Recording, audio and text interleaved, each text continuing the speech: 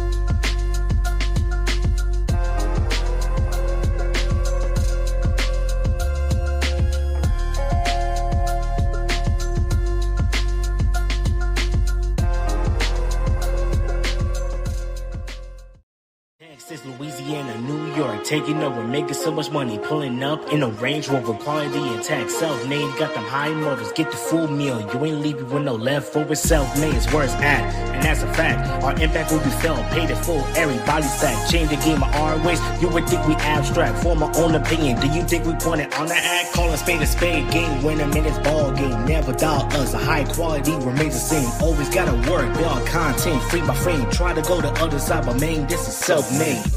Self-made.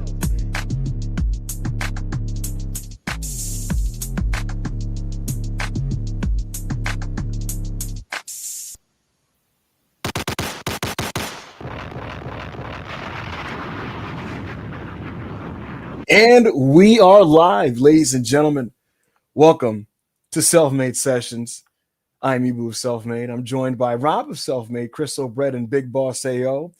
And we have an extremely stacked show for you guys tonight. A lot to get into, a lot of big trending topics in the wrestling space, a lot of notable news, some smaller than others, some leaked across the timeline, but I'm going to do my best, folks, to kind of get you guys all caught up with the latest that's going on with John Cena with regards to tonight's Monday Night Raw, next week's Monday Night Raw, and Survivor Series. We'll get into that, folks. Tonight we'll also be getting into AEW Blood and Guts, which is this week, a show that will be featuring Ricky the Dragon Steamboat and Ric Flair.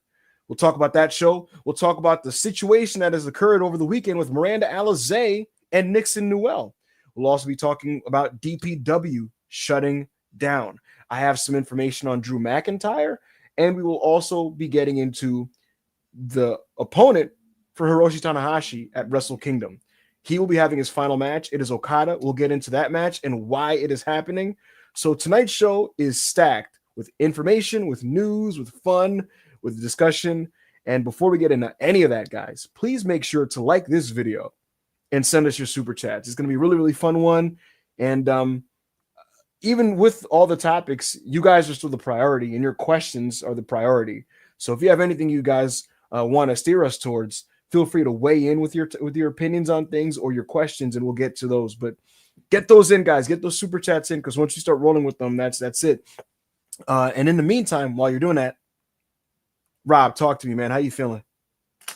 I'm feeling great. I'm feeling great today. We're back on another Monday with another Self-Made Sessions. I am back in my usual establishment. back on the microphone. And this week, I'm very excited, man. I got a lot to talk about this week, especially with Cena's final run and the situation that happened on Saturday. Yep. So I'm excited for this episode. I'm excited. Yeah, I'm looking forward to it too, folks. I have a couple confirmations on matches for Survivor Series and maybe some names on some of these matches. So I'm looking forward to getting into some of it. I think the Cena fans should be happy with where things are going with regards to John in particular. Chris O'Brien, man, I'm happy with your hat today. Is that Kirby? You are muted. Yeah, Chris. it is Kirby. Shout out Curbs. Let's get a zoom in on that. I've worn this hat before. What do you like? This is not the first time I've worn this beanie. Yo, low key, you on Chriso's dick, bro. Just I was putting him over. perpetuating my Low-key, get off his fucking dick. knee. I can't put Chris over now. What's going on? Like I don't know. I'm getting Literally just mangling his cock. I said, yo. I said, toxic Chris. masculinity is just amplifying from you, and Caressing hitting me, and his I just phallus. can't Chris, do what it. did you just call it? What masculinity? Toxic. I said your hat was cool, bro. No, but you're putting too much emphasis on because as a black man, I am wearing a pink beanie, and you are trying to put emphasis on that. Like this. What is this nigga talking It's about? not a joke. I like Kirby, and I can do that because I'm comfortable with my sexuality. You know what's crazy, Chris? Problem to you? You know what's crazy, Chris? Yo, Black man can't.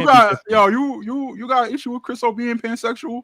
No. Is there a problem with me and how I represent myself and my sexuality, people, or Rob, how he represents himself? Because I don't know, like the way you talk to me and Rob and the way you talk to AO and everyone else, it's just not the same. And I'm calling you out on it, and please be better. Hashtag cancel Ebu in the chat. What is this chat talking about Good, right bro. now? Niggas is saying, come on, Ebu. That's fucked up, Ebu. It's your tone, broski. Magaboo. What are you niggas talking about? Man, Oh, really, Ebu? Really? The N-word, Ebu? Wow. Really, Ebu? You're gonna call me the N-word? Yo. Who made this poll in the chat? Yo, stop calling us that, by the way. We're not the cam. You niggas are the cam boys, by the way. By the way, we're back at Rob's normal perverted dungeon. So we don't have that weird psycho angle like we had last week. For those of you who were here last week, you were entitled to mental compensation for what you had to witness when that man raised up his body and you got nothing but gut and like teased me. Hey, nigga. Like, that was all right. So first you was riding Chris O's dick, and then you hopped off, and then you did a 6:30. You did a 6:30 Phoenix splash on a Rob's dick. The thing is, I'm a man who's comfortable within myself, Ebu. I know you. That's why you have the camera solo, so you make yourself look tall. You're gonna be comfortable with yourself. There is a goal in the chat. 50 super chats in the next 30 minutes, and Ebu will do a true height and weight review. What the fuck? And flex with the camera. He will flex with the camera, and he will do a height and weight review. None of that is wrong. And I'm gonna let y'all know now. He's shorter than 5'5", and he weigh more than 400 pounds. Yo, you know what? Hold on. I'll dead ass pull a scale out. Don't play with me. I'll pull a shoot scale out. If his cranium is next to the light switch, don't be alarmed. It's a normal happening. It's a normal happening. It takes place. Yo, the last time Ebu got weighed, bro, they had to do that underwater shit where they put you on those straps and then they dip you underwater, bro, to fucking because that nigga, he stepped on a scale, that motherfucker shattered. I am not obese. Where did this meme come from? Dip him underwater. What? Like what? I forget what it's like hydro weighing or something like that. Like it's how they weigh whales, bro. Did he just say this? And did he just say shoot scale? 2'4", 700 pounds. Now we're talking. 700 is crazy. Yo, that's like dangerous. Nigga built like a liger.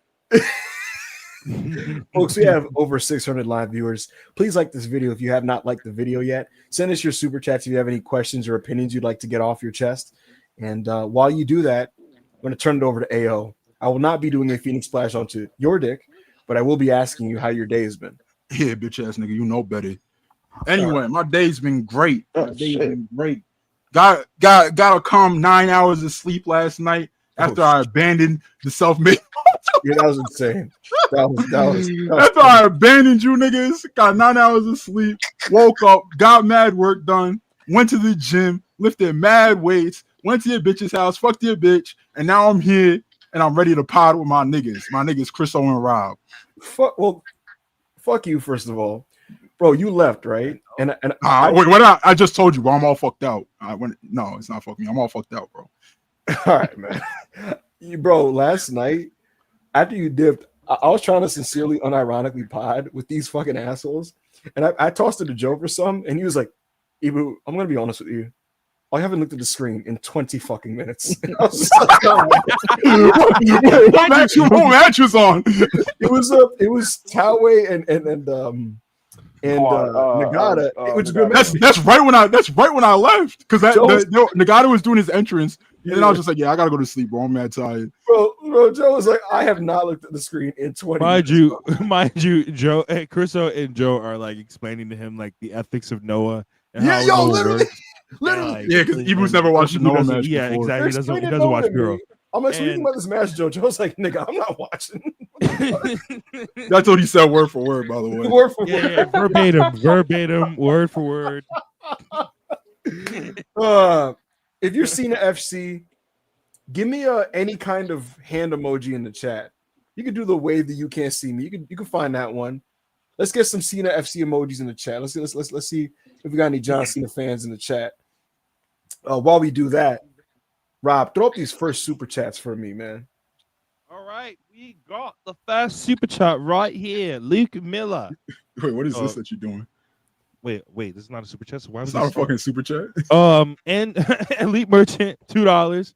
How bad would AEW TV be without the C2 during October to December? Whew. I'll tell you this. Nigga. Crazy. I wanted to ask over the was Dynamite like bad or something? No, Dynamite was fine. It was fine. No, Dynamite was good. Collision was really good. Collision was better. Yeah. It was better. Before was whatever. Yeah. Mox and Roddy had a good main event. But the last 2 years of AEW in the fall season, if it didn't have a C2, that C2 was like there to prevent like the whole company from like falling off a cliff, like in terms of a product, bro. Like water. Literally, son. Especially 2023. That shit was like a saving grace. Oh my god. No.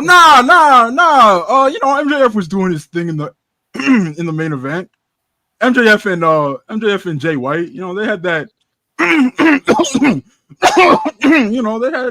they had that program going on. We had right? We had better for you, baby. Better than you, baby. There was on that Devil's storyline. Hey, what's going on with your throat, bro? Like, just drink some pause. Nigga, just get a lozenge or something. Nigga. MJF, Jay White, Chris, why is the killer man? They was doing their thing. The Devil, Adam Cole, Adam Cole, baby. He was doing his thing, all that. What are your top 5 Adam Cole matches in AEW, AO? Let Murph tell it. Adam Cole versus Tomohiro Ishii. Rampage would be number 1. That match rules. You're so mad. That match rules. Unironic top 5 Adam Cole matches in AEW. Next super chat. There's a good top 5, by the way. He has 5 good matches, by the way. Y'all. Rob, give me your top 5 right now, Rob. No, 5 right now. 5 right now. There aren't any. Two of them in the Hangman Page matches. The trios with the Bucks. I thought. Okay, so we have. Match? I don't remember the Christian Cage match. Exactly. No, but those super quick matches were good. Next those are awesome. Rob. Yeah. Okay. Okay. Corey David, $2. Thoughts on Hank and Tank GHC Tag Champions? Yo, Marufuji's going to hell. Marufuji's going to fucking hell. They suck. They're terrible. You know what's funny about this is like Sean's just gonna call them back in like 2-3 weeks, so I don't really understand giving them the belts. Bro, I'm pretty sure I've read that they're going back now with the belts. I heard it might have been fake, but I thought I read they were going back to NXT right now. Marufuji gets a smidgen of WWE wrestlers, and he's like, please take my belts. Please take my belts. He's got cock in hand. He never heard of these guys before. Has no clue who they are. Just knows they worked in WWE, and he gets horny. He's like, do you know how Masawa would look at you if he knew like you enjoyed to be fucked, Marufuji, in 2025? Do you know how he would look at you?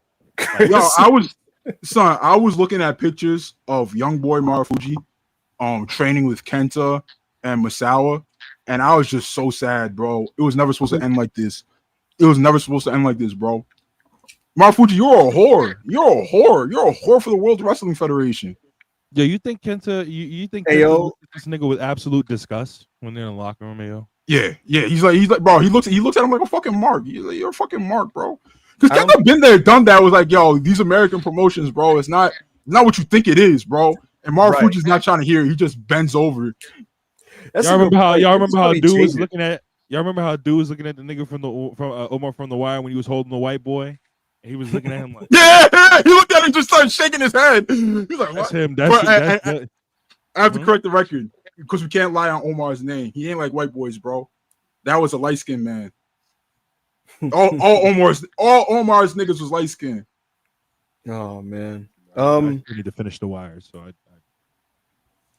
Omar had like 3 niggas and it was all high yellow. Next super thank chat you, over. Corey.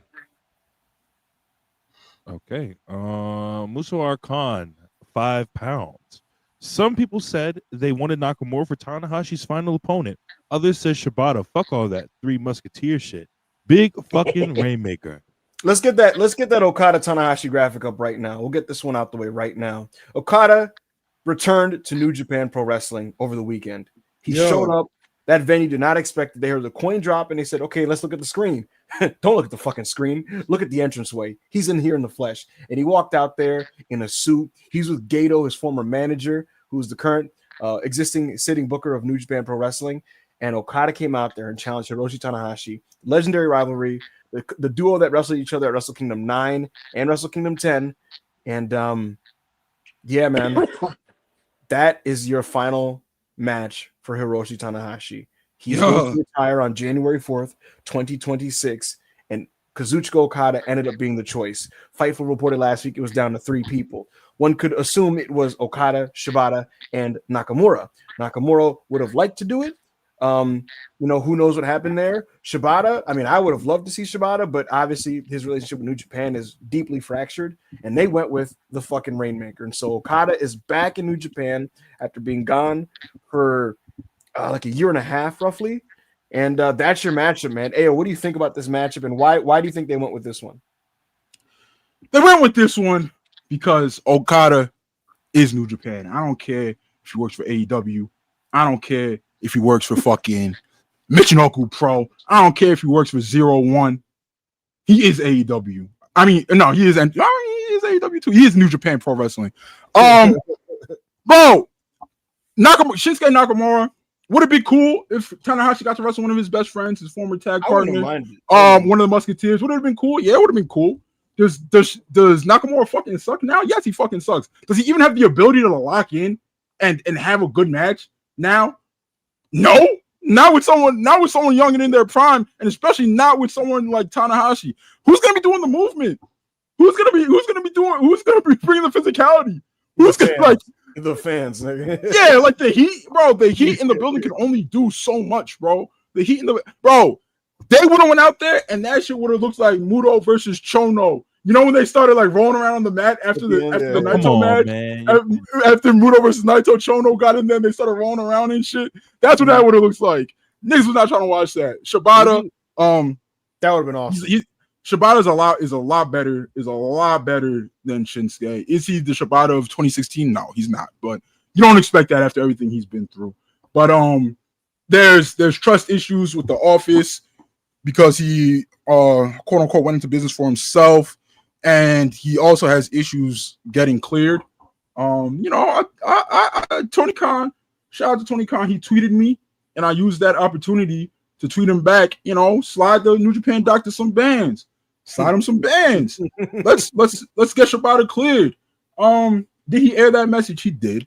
However, he took it upon himself to make sure Okada could make one forward, and it's the biggest match that they could possibly do.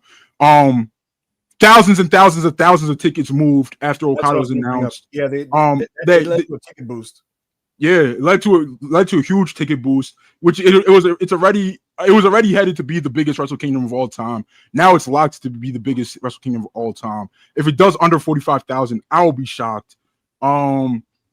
They still need to open new seats. I don't think you could buy a ticket right now because they're trying to. They need to open the new seats and shit for the venue.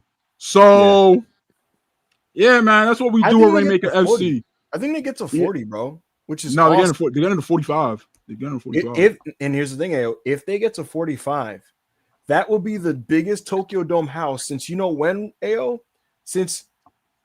The biggest New Japan Tokyo Dome house since the days of Shinya Hashimoto, which is fucking crazy. Yeah. No, that's not true. That's not true.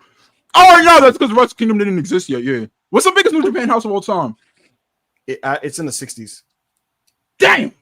Respectfully, Ibu, don't bring up Hashimoto's name when we're talking about the greatest New Japan pro wrestler of all time. Oh shit! Kazuchika Okada. Wait, Chris, are you saying that Hashimoto doesn't want to go? Gets out meted by the Rainmaker. You don't want to go meet with the Rainmaker? Well, Hashimoto quit New Japan Pro Wrestling for the first time. Shit! He was forced out. No, he was mad that he got beat up.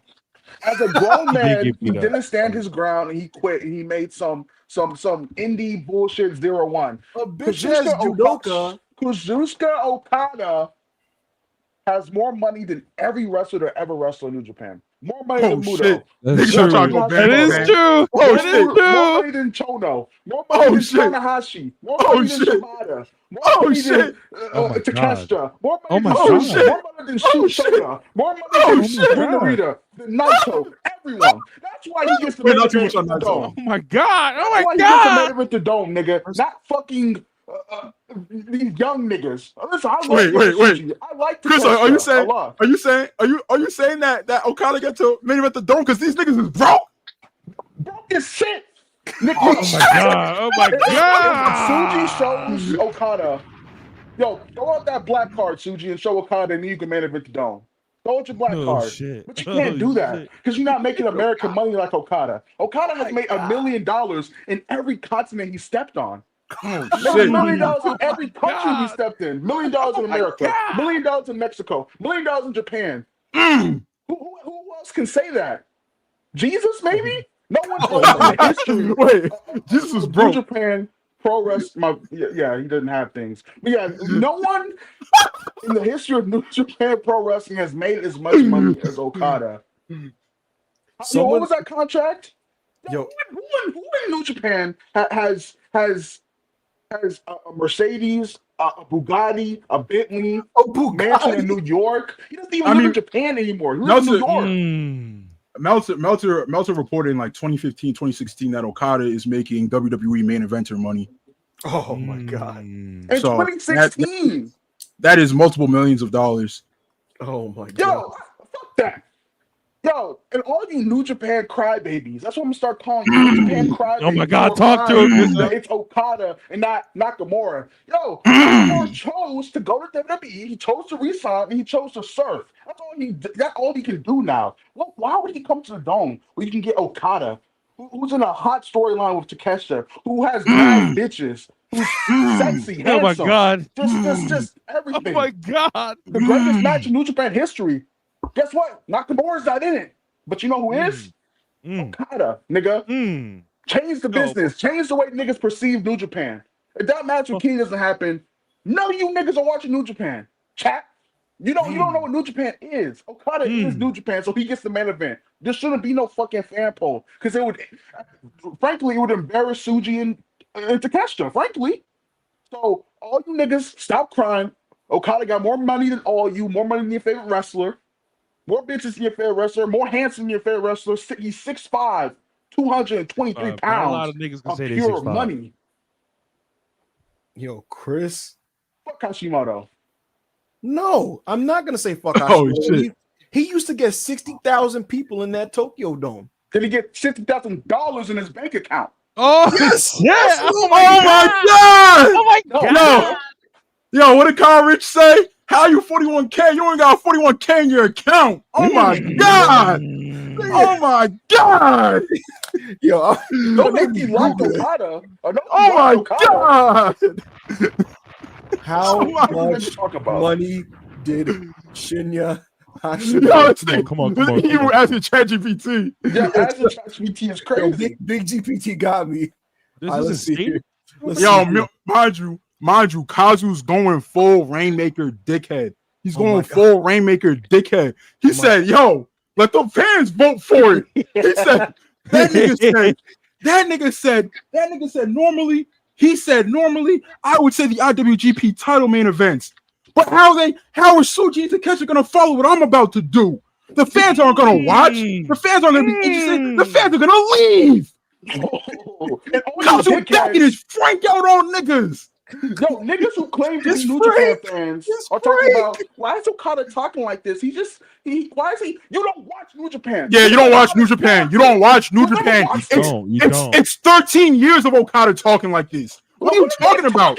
Even when he was the biggest, even when he was a baby face in the promotion, he was still talking. 13 years of Okada talking like this, and you're like, why is Okada talking like this? Why is Okada talking like this? This is so disrespectful. You don't watch New Japan. Stop pretending like you watch New Japan. It's the same. Stop pretending like you watch it. This is the Rainmaker.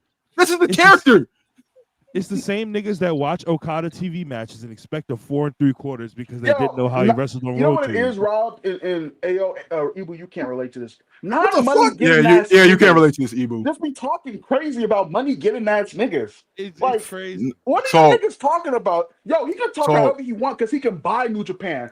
Nigga, He really wanted to. He said, "Yo, Gato." No, you know, wait, Chris, you know why Gato his manager again? You know why Gato his manager again and dropped that Bullet Club shit? Because he backed out some racks and rubber bands and he smacked the shit out of Gato like with it. He said, "Tie my shoes, little nigga." And he threw it back and we had him. He said, "Carry that shit." Yes, I'll tell you, Ibu, sir. go in your wallet right now, pull out $20. If not, you can't contribute to this conversation. I could. Matter of fact, Ibu, you're not getting paid this month. You pissed me off. What the fuck did I do? You pissed me off. Fucking Wrestle Kingdom money, nigga. First of all, I don't carry cash. So hold on. Let me get my wallet. This nigga's getting his wallet. Yo, Chris, so make it rain on that bitch ass nigga Ibu, bro. He doesn't have the money to do it. I guarantee. Make it rain on him. Yo, I got something for you, nigga. I dare him. What we got here? Here's a 20. Fuck, nigga. You get another one. Oh, give him another one, Chris. Oh my god! Oh, Let me get another one. Let me get one more. 60 for your bitch ass. 60 for your bitch ass. 60K in the dome. That's $60. Oh my god! Oh my god! Nigga. Oh my god! Show me $60 right now. Niggas. Even never seen this much money in his life. Yo, nigga. Niggas gonna make me log into this TD. Don't make me log into this TD. I hope you show your round number and get scammed for all your shit. Don't make me open that check. Okada, nigga. I die on this Okada shit, nigga. Matter of fact, Ibu, take this super chat. Ibu, take this super chat. Sold out Sin €2. Yo, Duce, come on, Duce. Yo, Duce, what's going on, bro? What you got going on, man? Yo. It's a bukkake at this point. Hey, man, I can't say I agree. Well, I can't say I disagree either. What the fuck? Odds of Cena wrestling Punk. I think there is a 100% chance he will be involved with CM Punk on air. Throw that John Cena graphic up, Cade, or whoever's controlling this. So here's the deal. I'll say this about John. Yeah. Tonight, he was on the rundown as of the morning. The morning Raw rundown had him main eventing the show. He's going to open the show. He's going to main event the show. And Rob, John Cena is going to challenge your boy Dominic Mysterio for the Intercontinental Championship. Fuck, now I got to watch. Damn it. Rey Mysterio will be involved in the main event. Wait, why is Rob pretending to complain about watching? I have not watched Raw in a month, brother. I have not watched Raw in a month. Well, I watched. All right, go ahead, Ibu. Go ahead, Ibu. So tonight, John is facing Dom for the IC title. I get the feeling that Rey is going to get involved, and John Cena, in his last appearance in Boston, his hometown of Massachusetts, home state, he's going to win the IC title.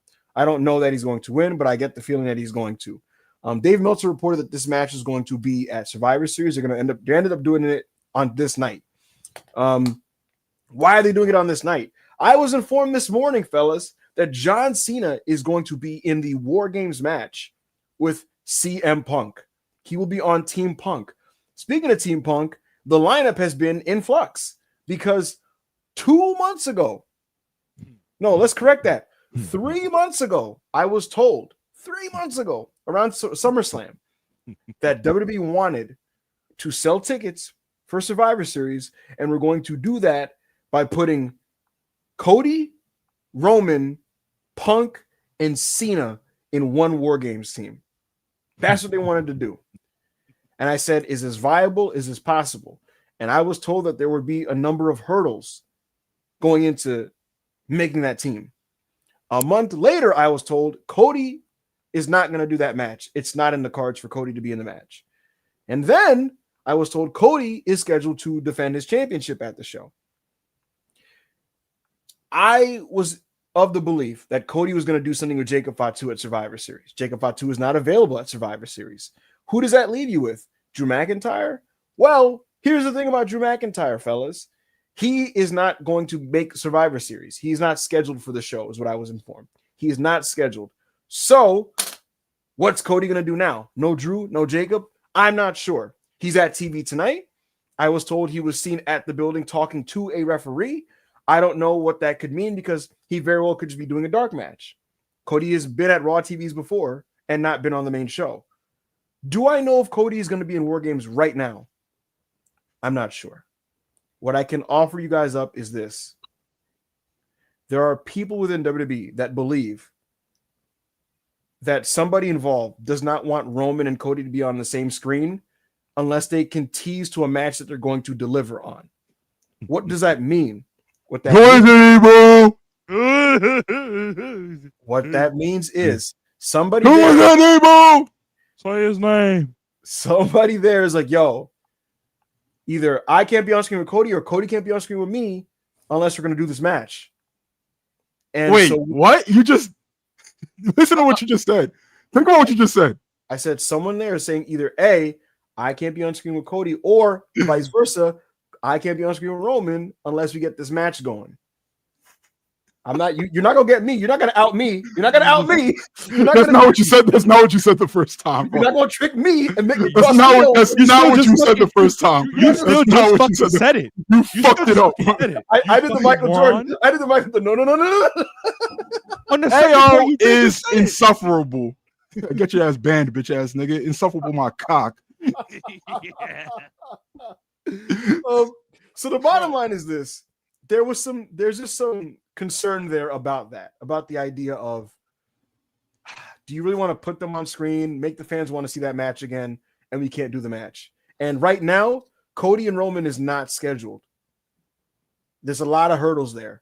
So, why can't Cody just be a man and lay down to Big Rome, bro? It's Big Rome's era. Bullshit. Because that's some fucking bullshit. It's Big Rome's era. Bullshit. It's Big Rome's era. You see what Cody's doing on SmackDown. Nobody's showing up to the venues. Nobody's turning their TVs on. Nobody's watching SmackDown. And guess who's the world champion of SmackDown? It's Cody Rhodes. You know what we were doing on SmackDown, Rob? You know what we were doing on SmackDown when we was putting the ones in the sky and the Bloodline was running SmackDown, Rob? We were doing segments hitting 3 million. Hitting 3 million, Rob. What was it, Cody Rhodes? Did Cody Rhodes all I know is he this. hit 3 million on a second? Cody, tonight, this is what I do if I'm you, Cody. If it didn't involve The Rock. Yo, Cody, answer my question. Answer my question. This is what you need to say, Ibu. If Cody is listening, he needs to go home, leave Raw, and think about what he could do to make SmackDown a better show so people show up to the venues and turn their TVs on. Because Jinder Mahal, 2 million people, 2.5 million people when he was world champion. Cody Rhodes, 933K. Yo, watch this. Yo, are you? It's not like Cody books his stuff, bro. Yo, come on, bro. What lie you say Cody don't book his stuff? Anyways. Oh, okay. Anyways, Cody, if I'm you, this is what I'm gonna do if I'm you, Cody. I just do War Games. I lie to everybody involved about promises in the future. I say, all right, bro, we got it. I'm gonna do this War Games. We'll tease whatever we gotta tease. And then when push comes to shove, nigga, we stand firm and strong. Because here's the thing about Mania. The Mania matches are now up in the air because of the Seth Rollins injury. Roman Reigns is trying to work Jey Uso. That's a waste of everybody's time in life. Look at Chris. Chris flexed. Chris fucking flexed. It's a family thing. You wouldn't get it. Ooh, Cody, if I'm you, my brother, I go to Punk and say, yo, low key, bro, let's suspend what we were gonna do. I'm gonna go get this 2-1 on Roman. I'm gonna go up 2-1 on this nigga real quick. I'm gonna get that shit off real quick. You feel me? You feel me? So, nigga, do you not understand that 2-1 for Cody has never happened? Anyway, so again, folks, just to give you the bullet points, John Cena wrestling tonight. John Cena is going to be fighting for the Intercontinental Championship. Rey Mysterio will get involved in the match. John Cena will probably win the IC title tonight. John Cena is going to be in War Games. Can never put over a young guy. Fuck. Anyway, yo, what the fuck is this? Wait, what happened? Evil, do you have thoughts on this graphic? No, I don't. I have none. None? I have no opinions on this graphic. Okay. I swear Cody was probably not even on that show. Ibu trying to he was on the show, actually. And he wrestled. He wrestled on the show. Ibu trying to get Cody to lay down for Roman is the soldier still fighting the war 40 years later. It's never happened. It's not happening. Nevertheless, folks, that's the latest on John Cena. Later in the show, remind me, I'll tell you guys what I know about John Cena regarding MSG's Raw. He will be on that show. I'll tell you guys what I know about the plans for John Cena in MSG. But as of all this stuff, that's the deal with that. And I'll give you guys an extra bonus. They're going to shoot the Women's War Games angle tonight. The tag title match that's scheduled between the Kabuki Warriors and Charlotte and Alexa, I don't expect that to have a finish. That match is not scheduled to be in the main event. And given where it is put in the show, I just have a feeling normally WWE doesn't do title changes on the show where it's positioned. So I was told there's going to be a big angle following the match with a bunch of people involved, including Nia Jax and Lash Legend, who are at TV. I can tell you they're at TV. Expect the match to be made very clear, even if the graphic doesn't drop. So there you go on that. What the fuck is this? Bullock Fale.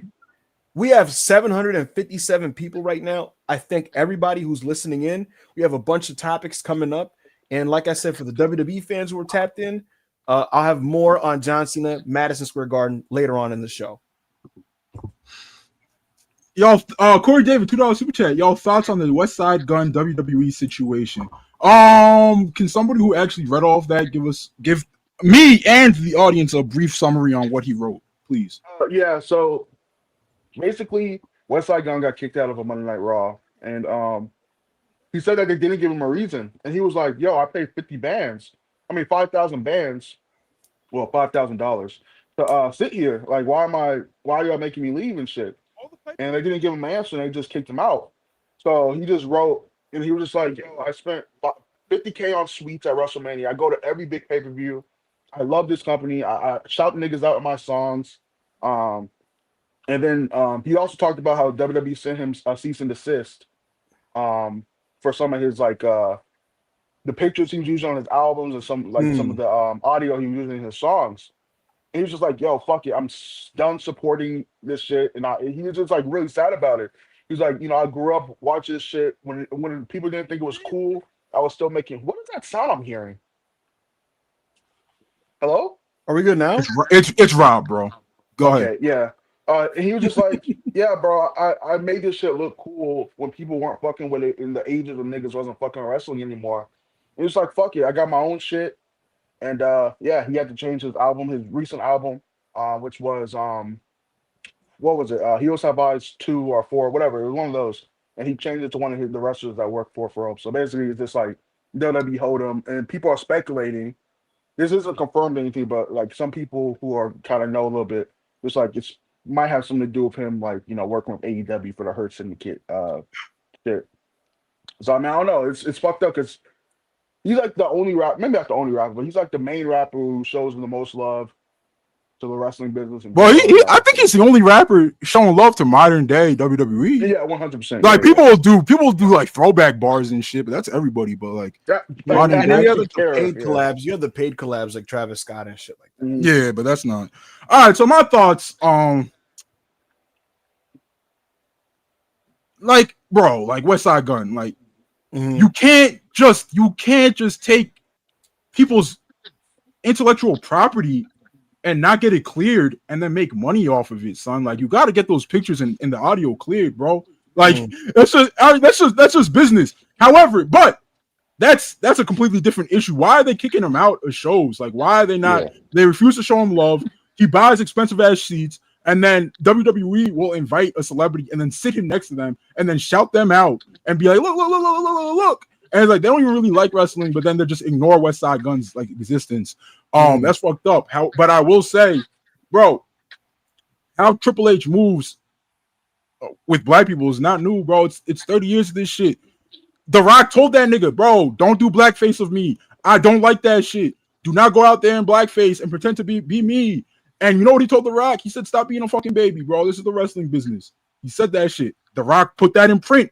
He put it in. No. Triple H put it in print. Triple H thought he looked so good in that story that he put it in print and put it in a book and then published the book.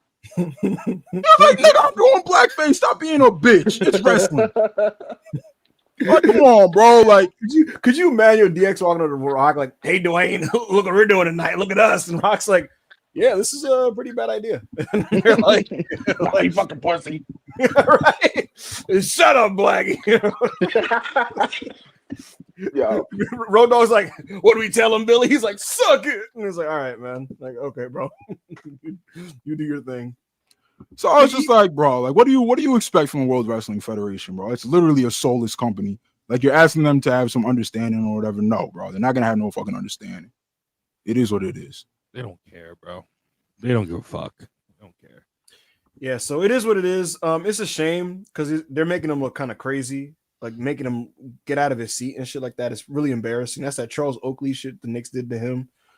Yo, that was crazy. Yo, they hog-tied Dolan for that. Didn't Dolan apologize or something? It was a mess, son. They wanted Dolan's head for that shit. That was like right at the end of Dolan being like a public figure. You do not see him no more. Bro, and if you peep AO, him disappearing has coincided with the Knicks being a good team again. Yeah, with the Knicks being like a respectable franchise. Yes, he's had to get the fuck away. So there you go. It is what it is. Best of luck to Westside Gunn. Hopefully there's a clean resolution of this that is just less embarrassing. But thank you, Corey, for the super chat. We appreciate it. Yeah, appreciate you, gang. Yes, sir. Musawar Khan. €5. Dudes was scrambling just to catch a glimpse of Kazu. Hashtag we really do this. Hashtag we sell tickets. Hashtag dropped fat meat on Nakamura. Holy shit. Yeah. I watched a clip of the coin dropping, like when the coin dropped like 7 times. Ibu, that is the pound symbol. You are an uncultured swan. Oh, did I say euros? I meant pounds. Yeah, you did. Yeah, you said euros. It's okay, bro. You've never left the tri-state area, so it's understandable. Oh, my eyes are terrible, son. It is what it is. Thank you, Musawar. But yeah, no, I watched that clip of the coin dropping like 7 times. Yo, the crowd they were crawling over each other to get a glimpse of Kazu. They wanted to touch his robe. He wasn't wearing a robe, but you know what I mean. You want to touch his cloth. You genuinely heard like the first was the coin drop, and it was like, oh. And when you walk out, you're like mad, like, oh, like mad niggas at the same time with that. Yeah, man, it's crazy. I'm excited for it. I'm excited for Wrestle Kingdom outside of that terroristic junior 4-way that is super terroristic. But we're gonna talk about Despy, bro. When it gets to Wrestle Kingdom season, we're gonna have a conversation about Despy and what he's done to the junior title. We're gonna have a conversation about El Desperado and what he's done to the junior title, bro. There's something really wrong with that guy. Wait. Everybody time out. Everybody bring this up. And hold on, Rob. Take that super chat down. You say please. What the fuck? Rob, can you please take the super chat down real quick? All right, I got you, little boy. Go ahead. Chriso, what were you just drinking out of? A bottle? Yo, on me, you were drinking out of a baby bottle before this. What is this infatuation with trying to embarrass your coworker? Yo, what the fuck? Yo, I swear I saw. Did you just pause when we were going in the flow to talk about what I was drinking out of? I thought you were drinking out of. Yo, take 5 minutes. 5 minutes. Take 5 minutes, bro. What's wrong with you? Matter of fact, Ibu, your suspension will be lifted if you just apologize to Chris for being on his dick again. Chriso, my eyes seem to have deceived me, and I apologize. I don't accept your apology. Say you apologize for being a serial meat mangler. That would make me accept it, please. Uncle Roku, $49.99. Anyway, hold on. Let me go back to these chats. Hold on. Yo, Uncle Roku is showing mad love. So I'm sorry, he's skipping y'all in line for these super chats. We're gonna go to his two. That is true. Back to back, $50. Appreciate you, Uncle Roku. All right, go ahead, Ibu. Roku, we really, really appreciate that. Thank you so much, my man. Les in the chat said, Ibu, say I'm a goofy. Say I'm a goofy. Yo, I forgot about that shit, bro. Ibu, when you addressed Cody and his 10 fans, you said that Roman may be positioning to snatch Cody's chain and reclaim his spot as hashtag the guy, since Cody can't pop a rating if he was held at gunpoint. Could this happen, and what would it take? I don't know about that gunpoint part of that quote, but Roman Reigns has pivoted when it comes to his mindset towards Hollywood. What I mean by that is people in WWE last year thought like, okay, he's heading towards retirement, and now all of a sudden he's like, I ain't retiring. I'm here, man. Bro, that Roman hit those movie sets, and he was like, yo, these days are long as fuck. I ain't trying to do this shit, bro. He's like, oh, these days is long as shit, bro. When I could just like awkwardly glare at my cousins, and people will call it cinema, and I'll get paid $10 million a year. Yo, and I get to leave before that shit over, nigga. Dead ass, and I get to leave right when my segment over. Yo, but listen, he did a trick. He went to TKO, called him. He was like, I feel like I'm gonna retire soon. And they're like, no, Roman, please. How can we stop that? He's like, please. He's like, can you slip me an extra mil? When his eye popped open, they're like, yes, Roman, yes. He's like, can I get 10 less dates? They're like, yes, Roman, yes. He's like, all right, I guess. All right. Yes. By the way, I'm working Jey Uso exclusively. They're like, okay, sure, no problem, Roman. But the truth of the matter, folks, is Roman has his eyes on winning the World Heavyweight Championship. We'll see how that goes. He was supposed to beat Seth Rollins and take that shit. So, yo, I don't know why. I mean, like, hey, man, if it comes down to Roman and Punk, listen, Punk, we took that L last year. I gotta be honest, and this is genuinely. This is not. Don't aggregate this because this is not like a formal report. But I have a sneaking suspicion that someone involved there doesn't want to wrestle with the other one, and that's something that I will be monitoring over the next few months. In what case, Punk and Roman? Yeah, and I mean like in a singles match, 1-on-1 is what I mean by that. Well, Punk being a diva again. What's new? Not what I said. Thank you, Uncle Roku. We really appreciate your generous super chat. Diva Punk. Because one of them knows what the result has to be. Folks, we have 756 people here, and we only have 242 likes. Let's get that up, man. If you're in this video, like the video. Uncle Roku with another $49.99. Holy shit. He says, Demon Uncle Roku. Absolute demon. Thoughts on Zayda Steele to AEW? Seems like Tony likes to pick out young prospects with potential on the indies and invest in them long term, i.e. Mariah May. Given the state of the indies right now, do you think this approach is viable long term? So before we get in this topic, Ayo, who was the person that put out the story? Not that there was interest, but that Zayda Steele was at the tapings filming vignettes for Ring of Honor. That would be one self-made pro wrestling. We broke the story that not only that is us. Not only is AEW interested, but she was actively at an AEW taping, and she filmed a promo segment that will be airing on Ring of Honor in the coming weeks, and she will be wrestling on Ring of Honor in the coming weeks. So here's my deal with this, and I have not had this discussion with anybody, so I don't know if anyone else has a differing opinion, which is totally fine if there is. My opinion is this. I like Zayda Steele. She has some buzz to her name on the internet. And she's not a finished product by any stretch of the imagination, which is why WWE didn't sign her outright to NXT. They bought her on Evolve. And that's why Tony Khan isn't signing her outright to put her on AEW Dynamite or Collision. She's going to be doing some work with Ring of Honor. And in my opinion, there's nothing wrong with taking somebody that may become something and saying, okay, do some stuff on my lowest brand and do your best. So AEW investing in another young wrestler, a project, so to speak, and letting them kind of just find their way is totally fine. It's not something worth having like a big argument over, except when I could see sometimes fans get frustrated about like, why are you worried about this person but not that person? But again, at the same time, Zayda's not taking like a spot from a TV talent. She's just wrestling on Ring of Honor. So good for her. I'm happy for her. I already tweeted that, like, hopefully she asks questions. Hopefully she absorbs all the knowledge. She does the knowledge. She works her ass off. She puts her head down. She does what they say, all that type of shit. So best of luck to her. My only real comment on this is AEW does not have the infrastructure to develop people fast enough at the moment. So if she can combine this with like extra dates outside of AEW, that would be ideal. I think she can. I see Megan Bain is still doing Stardom, for example, which is really neat and good for her. So hopefully Zayda can do the same thing where she takes outside dates and works Ring of Honor. And with that, I say God bless. Do you have any strong opinions on this, Chris O'Brien? Nothing really strong. I've never seen her work. I don't know a lot about it. I just know she had buzz because of the WWID thing. Um, I don't got any really strong opinions. I do think that the number one priority should be to sign Maya World because I think she's the best woman. I think she's the best indie worker going today, to be honest, just Yo, regardless of gender. I think she should be the main priority. I saw the report that they were really, really happy with her stepping up, her and High-End stepping up. They got over big time with the roster. We'll Yeah, get so into that hopefully that later. leads to something a little more. wait, you know who reported that first? Oh shit, who reported that first? That would be one big AO of a self-made pro wrestling. Yeah, but yeah, I don't, I hope if she's good, she's good. If she's not, it's whatever. I don't watch Ring of Honor. That's the other thing, bro. I really struggle to have dramatic takes in either direction for a show I don't watch and nobody else does. And when people do the thing of like, is she worth the time on Ring of Honor? It's like, my nigga, you don't watch Ring of Honor. Hey, what are your thoughts on Zayda Steele to AEW? Yeah, so I've seen a handful of Zayda Steele matches. Didn't like any of them, but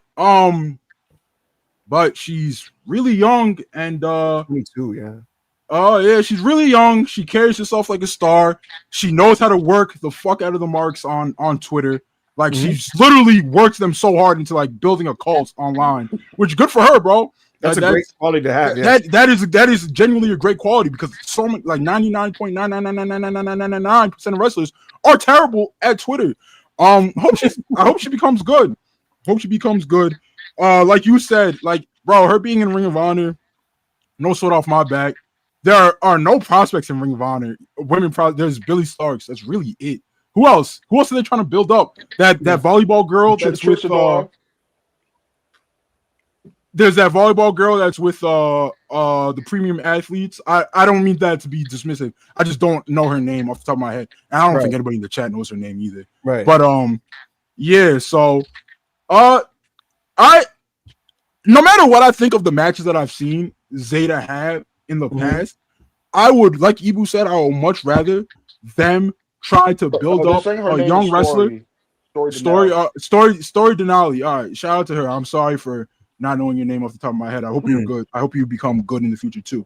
But yeah, like I much rather AEW like look at these young talents and try to bring them in and build them up than sign another 36-year-old ex-black and gold person. Absolutely to come in and have like come in and have an ego. And I mean, shit, we saw some of that this weekend.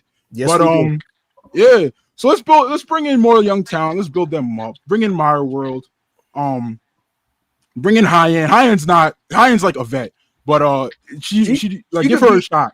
She could be another Queen Aminata type where like she can just be ready to go on TV 8 minutes with somebody in a losing effort on a collision. High-End, in my opinion. Like right now, I think you could throw her against Jamie Hayter in a losing effort on a short collision match, for example.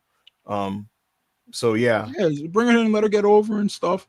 Yeah. Yeah, bro. So yeah, that's really my thoughts on it. Like, I don't think it's really worth. It's low risk, high reward, really. So like, it's not really worth like. Yeah, it's not really worth like tossing and turning if you're not a fan of her work. But yeah. And in general, I would advise fans of any kind, but also AEW fans, to not overreact strongly in any way to low risk signings. And I'll give Tony credit. There's been periods where he's gone on signing streaks and he's just gotten straight up duds in terms of the character standpoint or productivity. And this year, for the most part, his signings have delivered. Like you just go through. I would say he hit 100%, right, on all elite graphics this year. This might be his best signing year from that type of standpoint. It's like he just built out a really, really solid bench for himself of people that are really just productive for his team. And I wouldn't count the Alize Newell situation because they weren't signed. And we're gonna get into why, but that's the story for later. Regarding this story, the super chat though, that's kind of our stance on the whole thing. And Roku, we really appreciate this extremely charitable super chat donation. Thank you so much. Appreciate you, gang. Appreciate you, gang.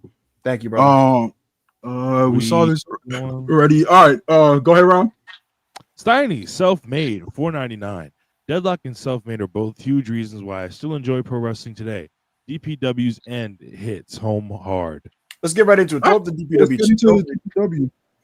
So DPW, Deadlock Pro Wrestling, is the wrestling promotion that spawned off the Deadlock podcast and channel. And really, really well-received promotion.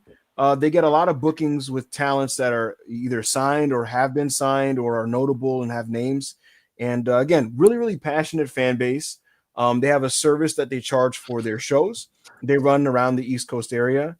And they announced, unfortunately, East Coast. Aren't they like that kind of like? I mean, they go around. To be honest, they've been in the East Coast, but they tour they pretty much tour the East. But aren't they? Ain't they just like North Carolina? I mean, they've run Jersey, so that's kind of what I'm saying. Yeah. So, but the real point is DPW. When people like put over to the independent scene, DPW is among the promotions named that are like the quote unquote good ones. And I've seen some of DPW's product, and it's not a bad product.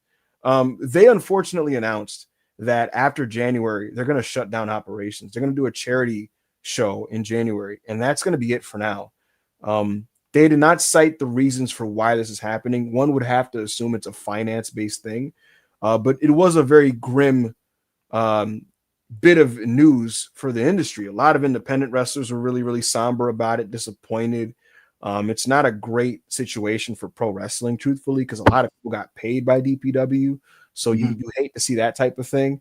A lot of people got booked there that realistically they fit mainly perfectly there because they're better than the low end indies while not being necessarily pushable TV talent on TV. Yeah. A lot of guys were like, I know I would not push you on Raw or Dynamite, but yeah, you are a good talent and you deserve to be on DPW doing your thing.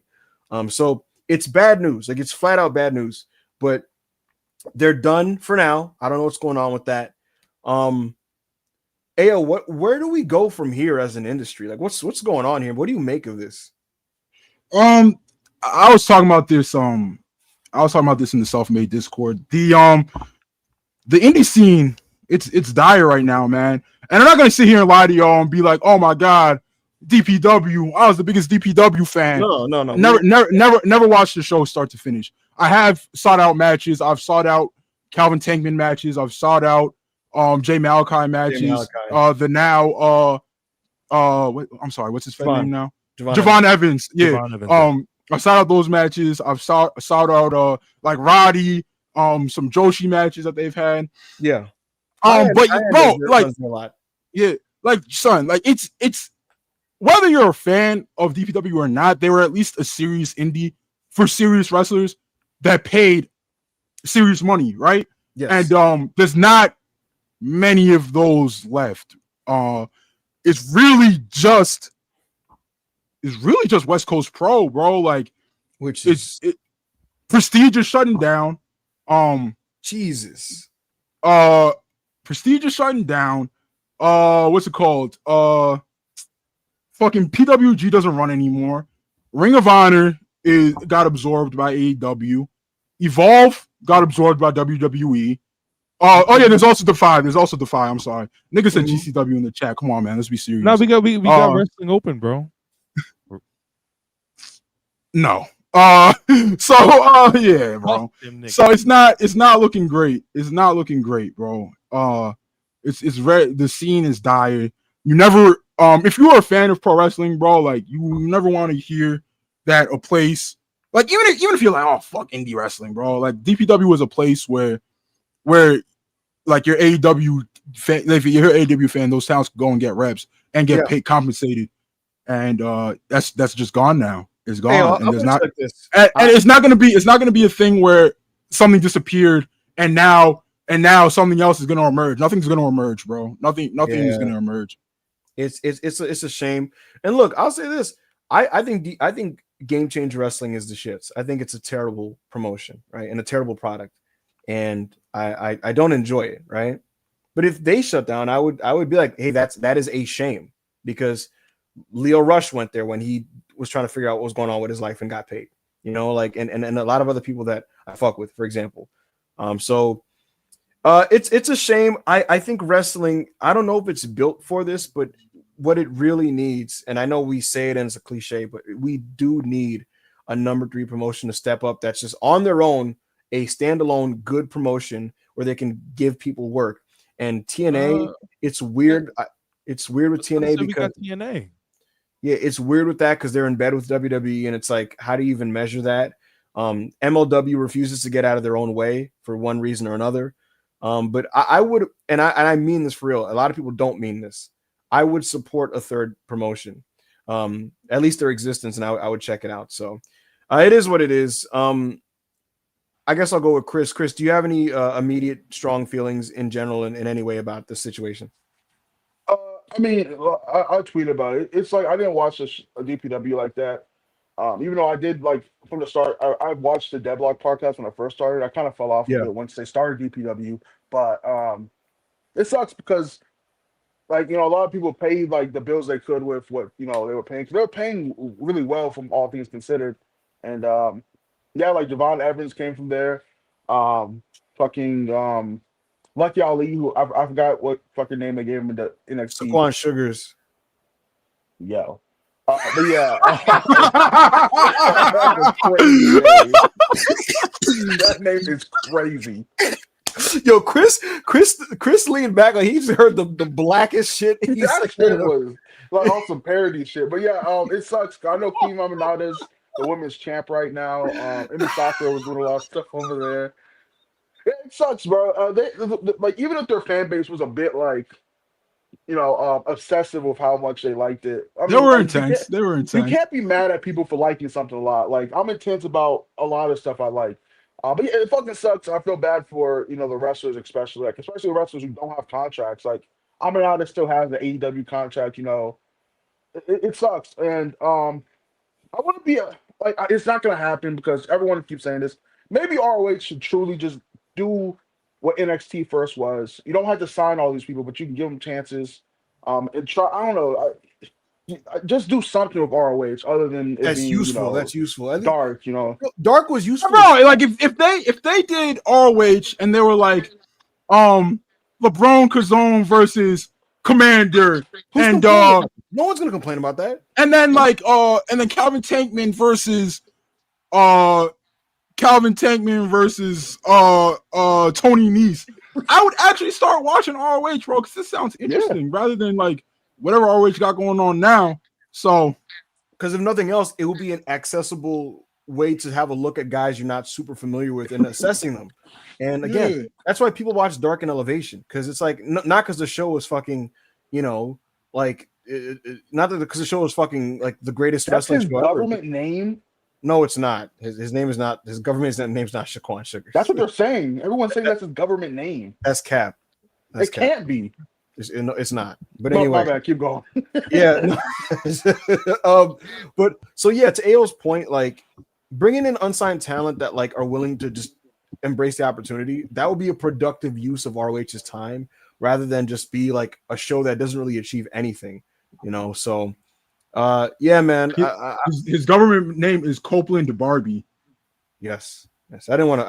I didn't know if he had a Wikipedia page. So no, he's on. He has a Wikipedia. Okay, I don't want to expose his name, but like, yeah. But yeah, it is. He's a public figure. Yo, that was like when. Oh, never mind. Let me not say it. But there was a big debate about quote unquote doxing Hangman's name. It's like, yo, Hangman Page is a professional wrestler known by millions of people. You know what I will say? He's a public figure. His government name is not doxing him, bro. What do you? There's a TV wrestler of note who has a kayfabe government name. I'm weak. Yo, put it in private chat. Yeah. I don't care about the name. I just want to know who shit is kayfabe. Yeah. I'm gonna tell you who it is, kayfabe. Rob, your closing thoughts on this before we move on. I mean, it does suck. It does suck. Because there was, like you said, there was a huge section of people that loved the DPW, despite how annoying the fan base might have been at times. It's like sad because I watched all three of these people like growing up, so it's like them actually getting to make a wrestling promotion was pretty cool. And at the end of the day, bro, like this is not a good thing. Like people expect people to celebrate. Like, no, it's not a good thing. Like, no. It's actually way worse. So the only time I would celebrate a promotion dying is if the promoter was a super duper dickhead. But even then, it's like it's bad for the talent. So it's like you could celebrate the promoter getting cooked all you want, but a bunch of people aren't getting paid. Yeah. But yeah, y'all wilding. Yo, is this like a known thing in the what's going on in the chat, bro? I don't know what y'all got going on, bro. Yeah, I don't know what y'all got going on. But yo, what does this mean? LOL, Ricky was on his 5-year-old foreign shit. What's that mean? Move, get out the way. Say the wrong thing, you get shot in your face. Big drip. Yo, the chat got me crying. Son. Andrew Brown, $5 super chat. Okada vs Tanahashi is the most successful torch passing feud in pro wrestling. It is. Facts. yes, Facts. TNA tried to ruin him. He came over. He said, "Yo, I get more money than you," and beat his ass. I wish mainstream fans knew about the Rainmaker shop, bro. Like y'all know about it, but y'all ain't watch this shit, bro. Like even in self-made, bro, we'll do match watch alongs and we'll watch famous matches. And I'm not shaming y'all. It's just is what it is. No, there's no wrong with People will be like, "Yo, chat, who's seen this before?" I mean, who's never seen this before? And it'll be like 7% people being like me. And I'm like, damn. I'm not surprised by it anymore. But like when it first started, I was surprised by it because I'll just be like, damn, I thought everybody seen this shit. Everybody who's like in our bubble and shit. Mm-hmm. But I mean, it's cool. It's also cool putting people on in new matches and shit. So, thank you, Andrew. We really appreciate the super chat. Facts. What else we got going here? Chicken Owl, $1.99. All right, bro. All right, I'll read it. CM wrestling for Trump. Trump press conference for C2. Not only is CM Punk gonna be wrestling for Donald Trump, he will have new boots, new trunks, a new toupee. He will be dressed to the nines.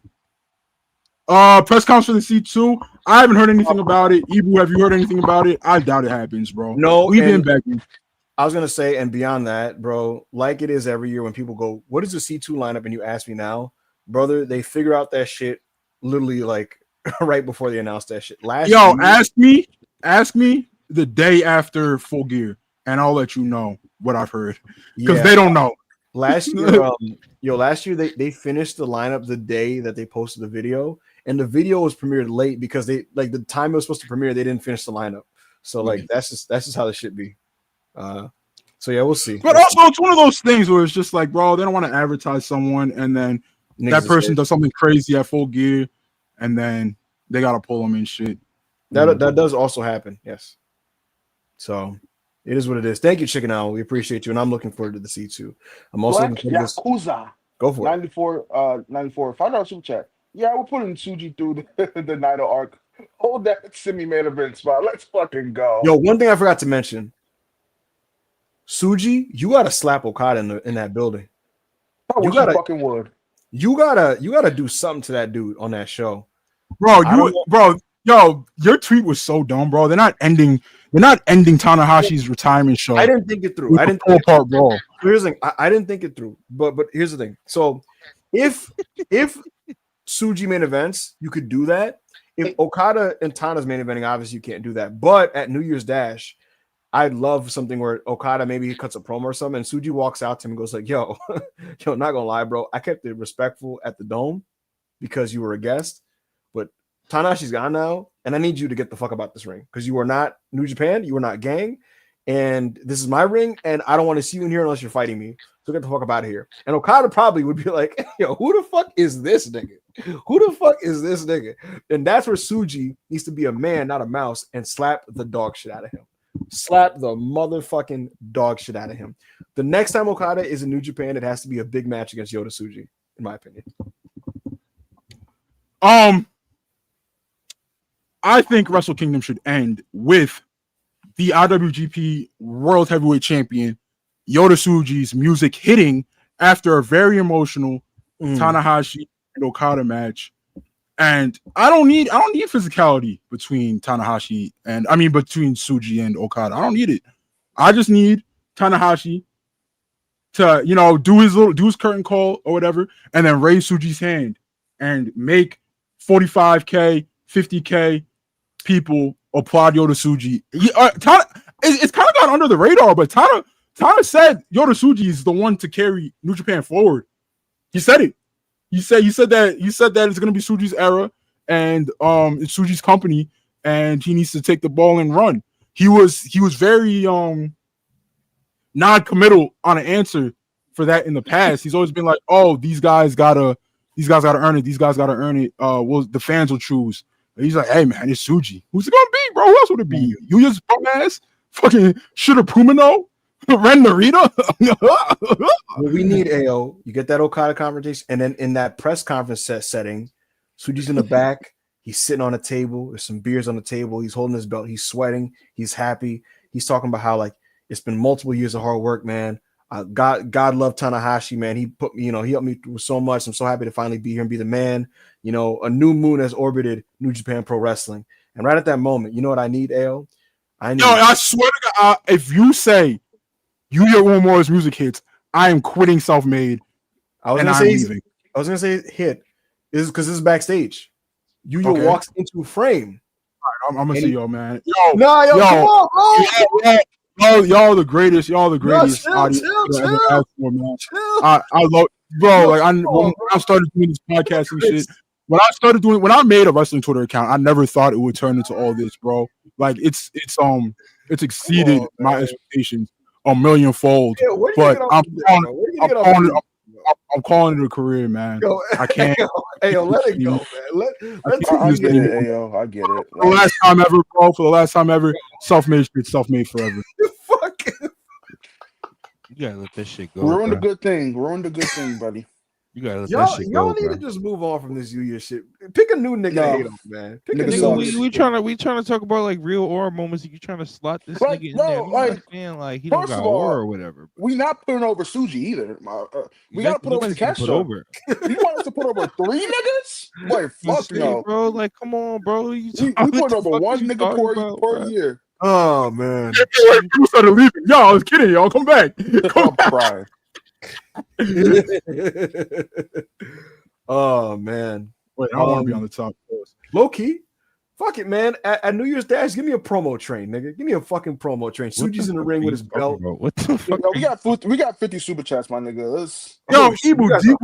We're not working Yuya at Dominion. All right, we're not working. We're not working Dominion. Period. Hold on. No, I'm talking about Tsuji FC. Oh, okay. I'm about to say. I'm gonna put that in my drafts with the date. Hold on.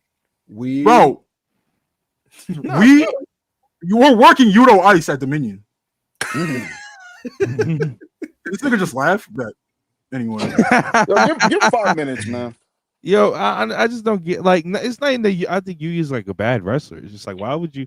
Bro, we're not giving niggas aura. We're giving David, 2 niggas aura. My bad. I cut you off. Go ahead. No, you're good. Go ahead. No, you sucks. Corey David, super chat. Y'all still working on Spotify? If y'all need help, let me know. Okay. Yo, Cade, where we at on that, Cade? I know you haven't looked. Yo, Cade, I swear to God, I'm going on Fiverr and replacing you. It's coming, bro. It's coming. Just wait. Will you niggers just get off my back? Fuck. How many times do I have to tell you? Stop saying R. Stop. This dude is horrible. I'm sorry. You could have just said niggas. You are putting up a stinker today. Stinker! Listen, 0.0 rebounds, 0 steals, 0 assists, 17 turnovers. You could have said nigga. You could have said nigga. It would have been the same effect if you would have said nigga. Like it would have been stop. Same 5 years of me telling you. 5 years of me telling you can't say that on YouTube. Same slur. You know what I mean? Yo, this guy's awful. Yeah, nigga said this is going to HR. Yo, who self-made HR? It's Kwame, bro. Yo, Kwame, take care of this fucking. Take care of this fucking bum, Kwame. I'm tired of hearing about him. Anyway, Yo, it's gonna happen, Corey. It's gonna happen, bro. We've been really lazy about it. We're gonna what's it called? We're gonna fucking strap up our boots, wear to Dustin Rhodes, pull ourselves up by the bootstraps, and we're gonna put this shit on Spotify. We need to grow up and get it done. What y'all think Dustin feels about the snap stuff? Johnny Bernie, $2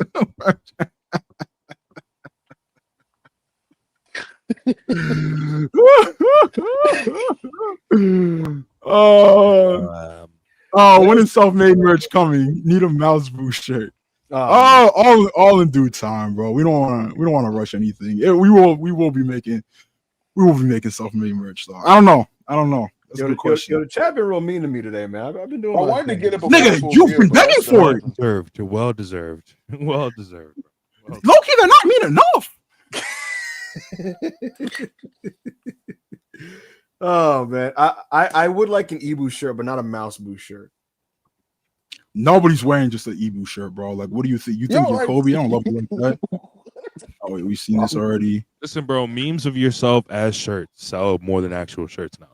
Anyway. The homie Anjan, $2 for super chat. What is CK's obsession with hiring bench players? Hey, you know what? Not everybody could be a main eventer. You know, AO. Throw the Alize graphic up now. Throw our Alize. Brother, we have 50 super chats to get through. Oh, but we can just get the topic out the way. You don't want to do. All right, fuck it. We'll do the super chats then. Right. Well, bro, we'll get to it, bro. We gotta get through some of these fucking super chats, bro. Wait, what was that graphic? What was that graphic? Was that our graphic? Was that our official?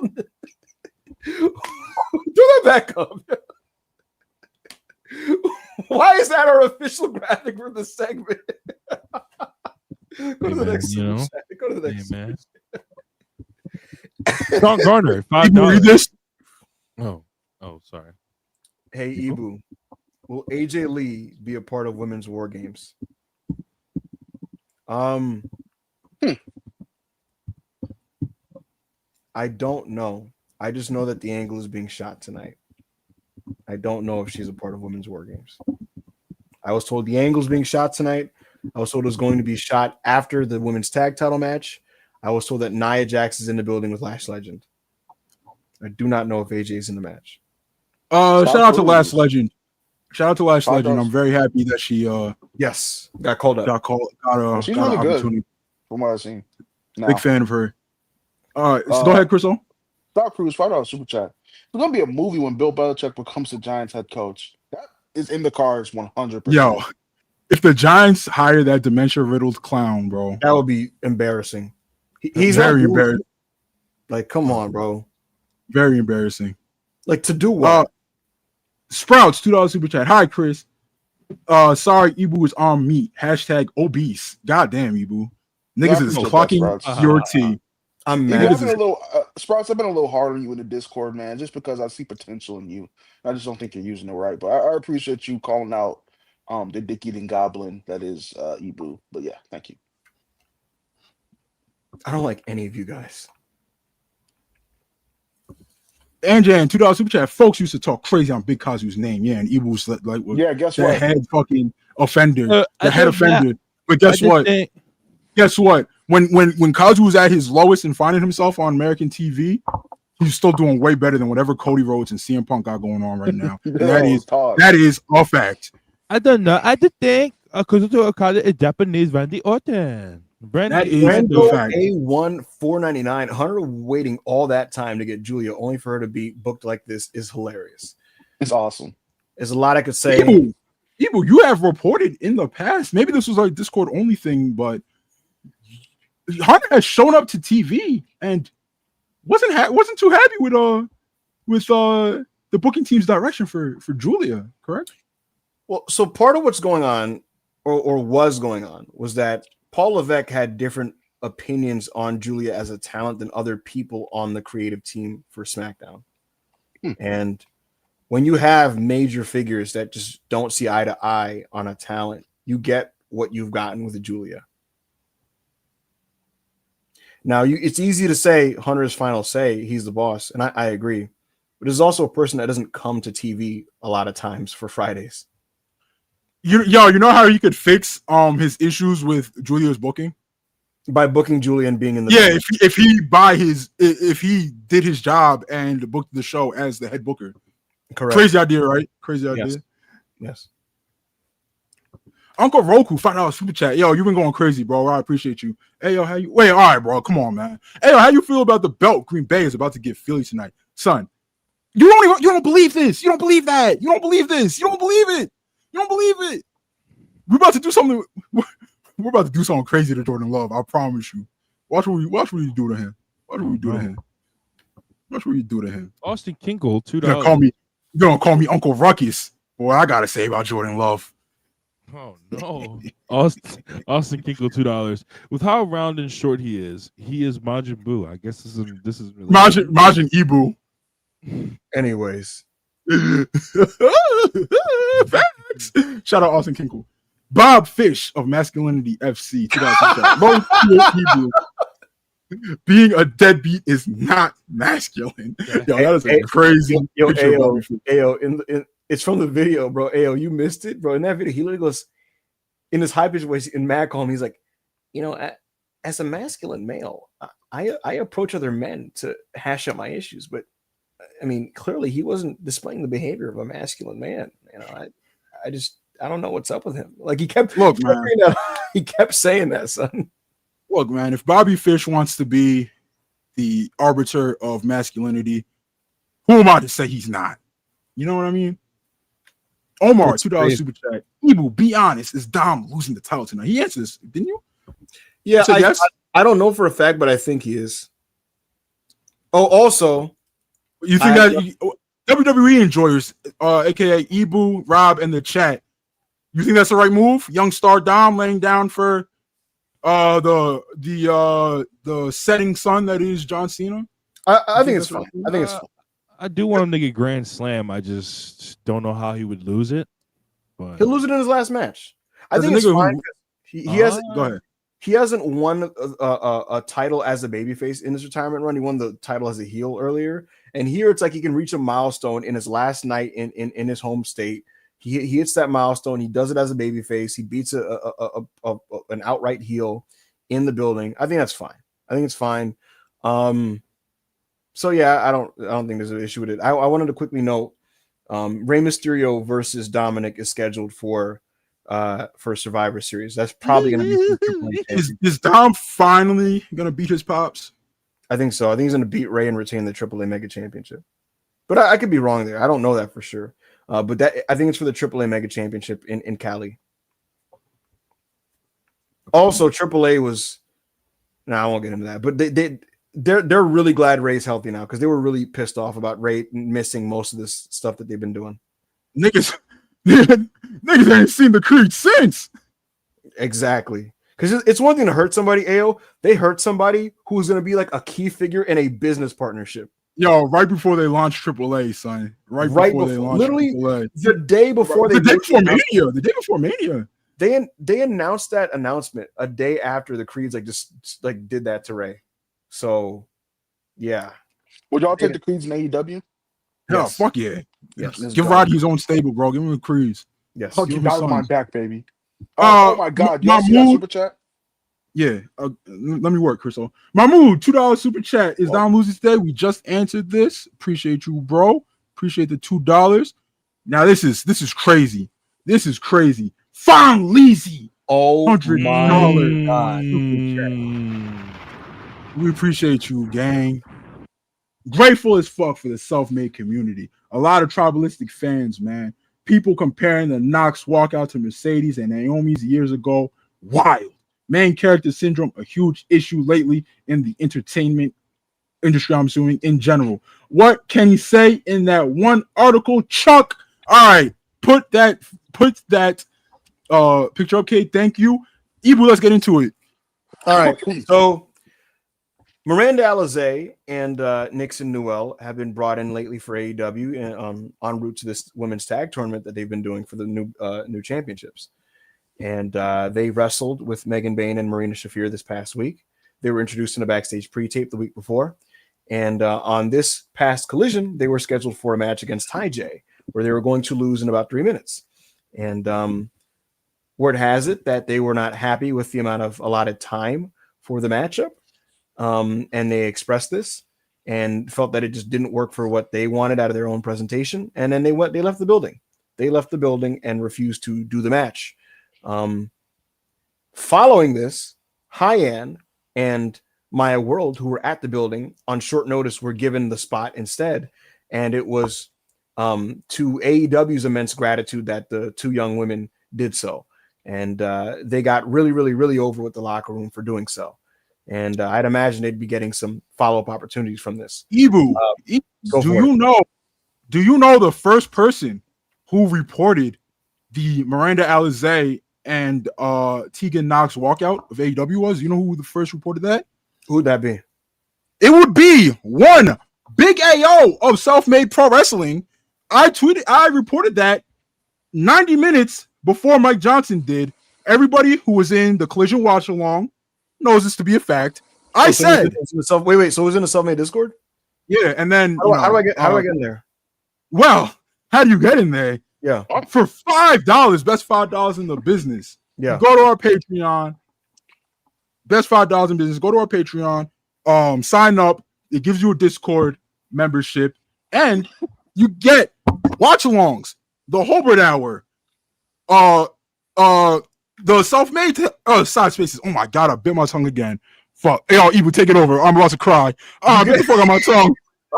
Take it over, Ibu. What did I get? Spaces, you get the watch-alongs, you get the Holbert Hour, which is an incredible wrestling broadcast put together and edited by Joe Holbert himself. You got the Ox battles. Crystal Bread will take on any comers. If you want to smoke a Crystal Bread and think your music taste is better than his, you could face him in that shit too.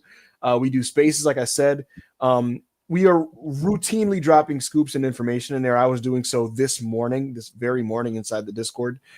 So it's a great deal in my personal opinion, and also a tremendous community with great people. Tyrese Halliburton just kind of pops up sometimes talking in there. So I love Self-Made, and this is the same setting where AO was the first person to break this story. On some follow-ups about the story. I'm back. All right. So at 9:30 p.m. I broke the story in Self-Made, and then our friends over at I won't name the account put it in text and said Miranda and Tegan were supposed to wrestle TJ tonight, but said losing in under 5 minutes would be bad for their brand and left the arena.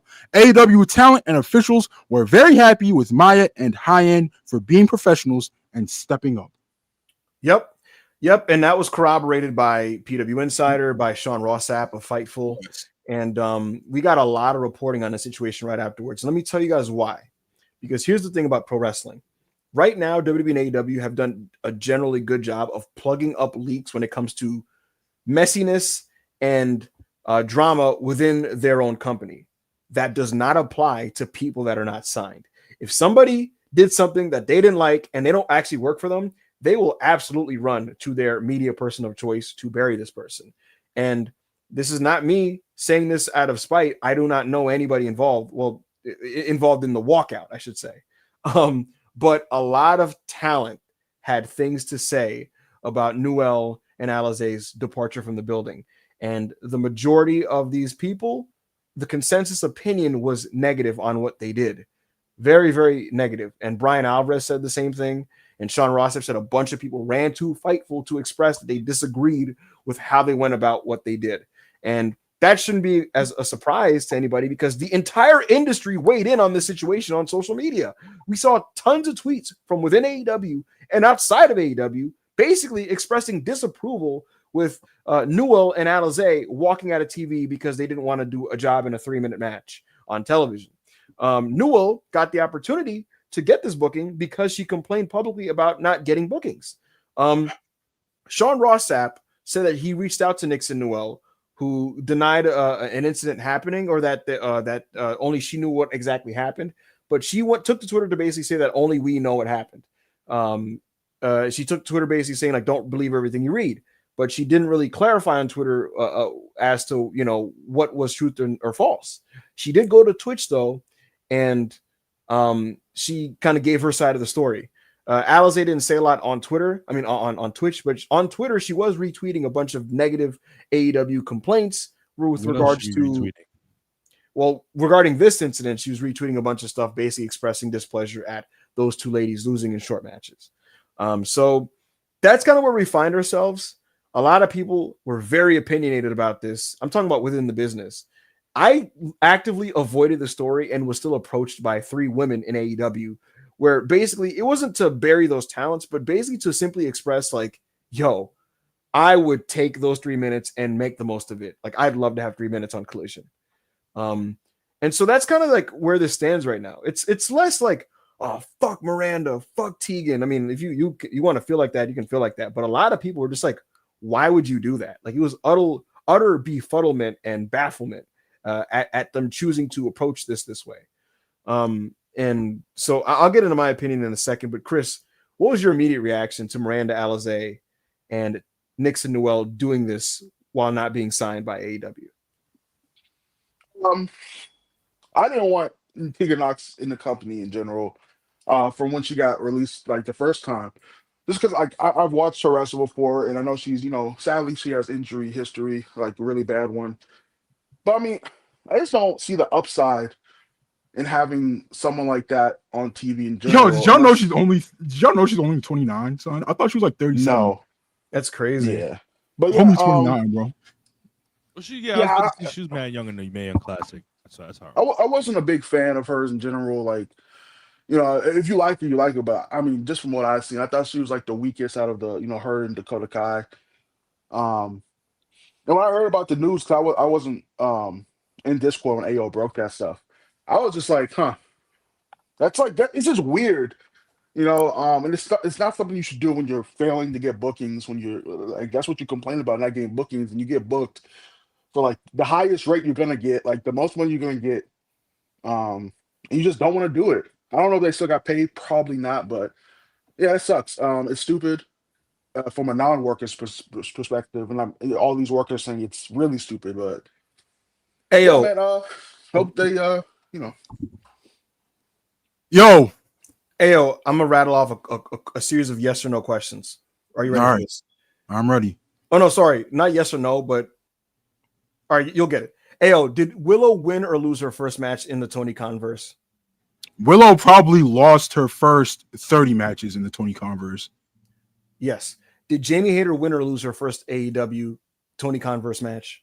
She probably lost her first 10 AEW Tony Khan matches. Did Queen Aminata win or lose her first AEW verse match? Queen Aminata has been losing in AEW since 2021. A lot of people don't know that. A lot of people don't know that Queen Aminata has been around for a very long time and laying down on Dark for a very long time. Did Sky Blue win or lose her first AEW Tony Khan verse match? Job after job after job after job. Absolutely. You know what all these women have in common, Ayo? They are featured, heavily featured on TV, and many people would consider them either stars of today or stars of tomorrow. That will be true. One more for you real quick. Did Julia Hart win or lose her first AEW Tony Khan verse match? Bro, she wasn't even allowed to wrestle for like a long time in AEW. She was a, what's it called? What do you call him again? A valet for Brian Pillman Jr.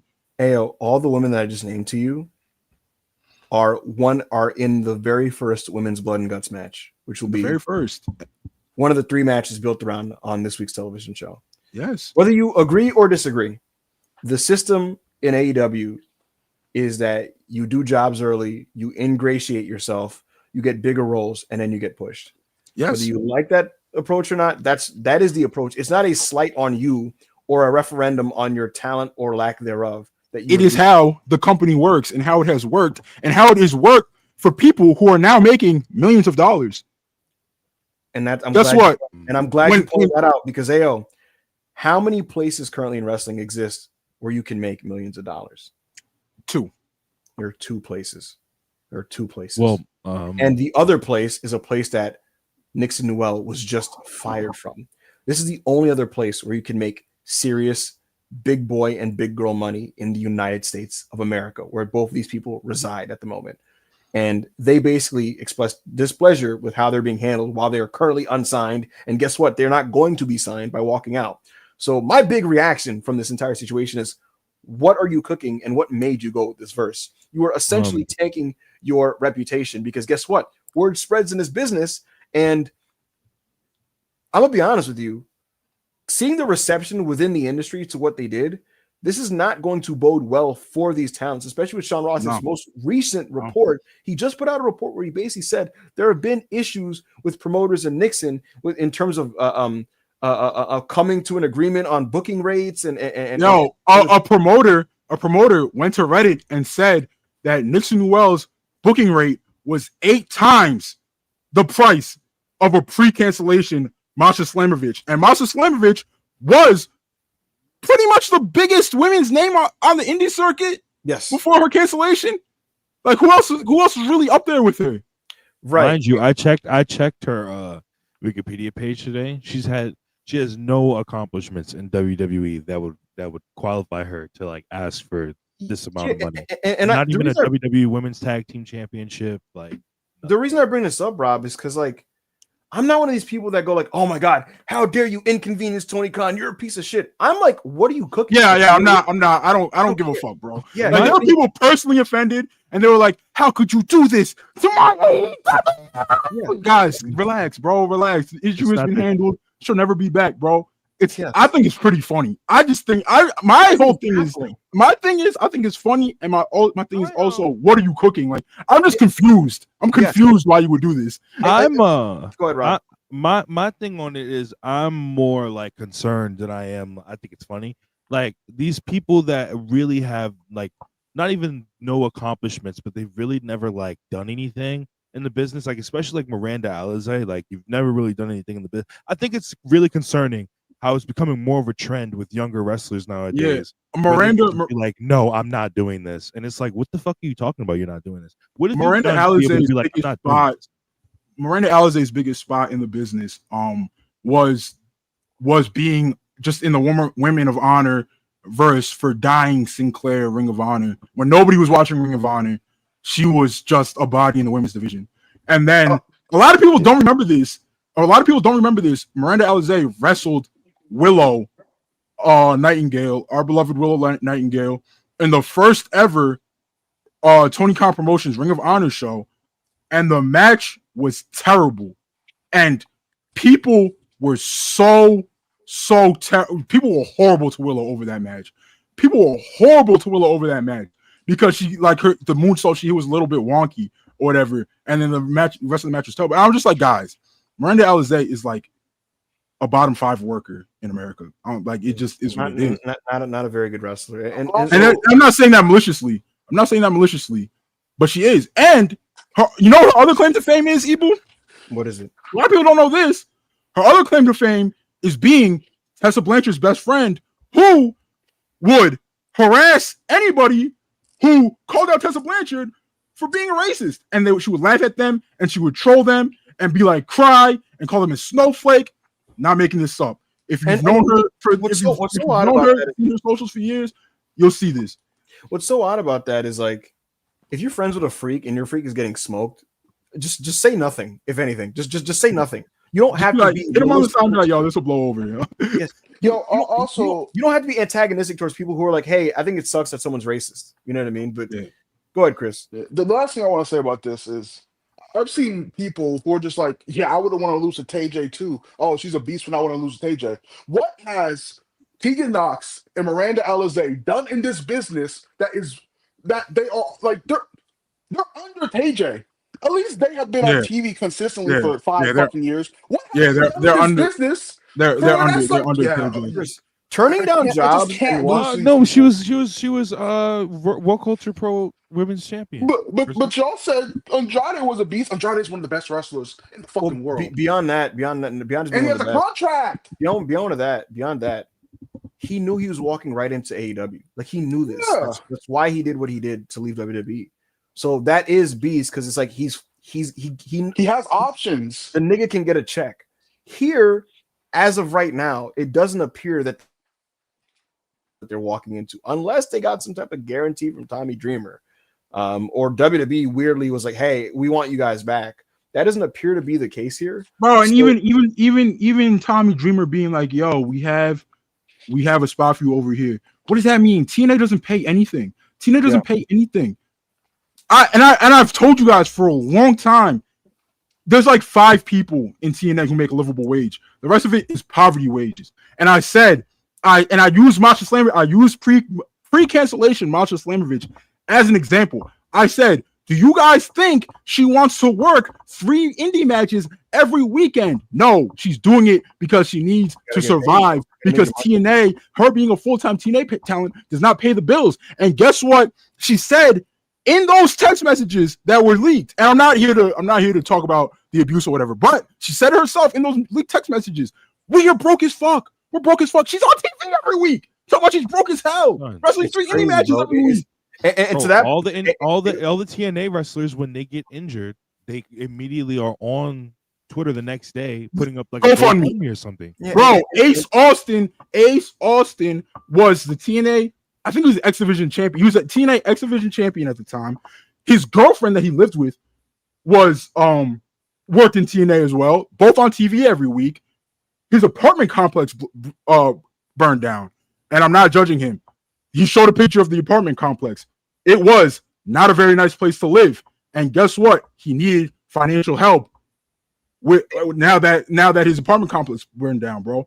They don't pay well at TNA. They don't pay anything. The bigger point here is that right now, with where we're at with the industry, with that being the case for TNA, with DPW shutting down, it's cold outside.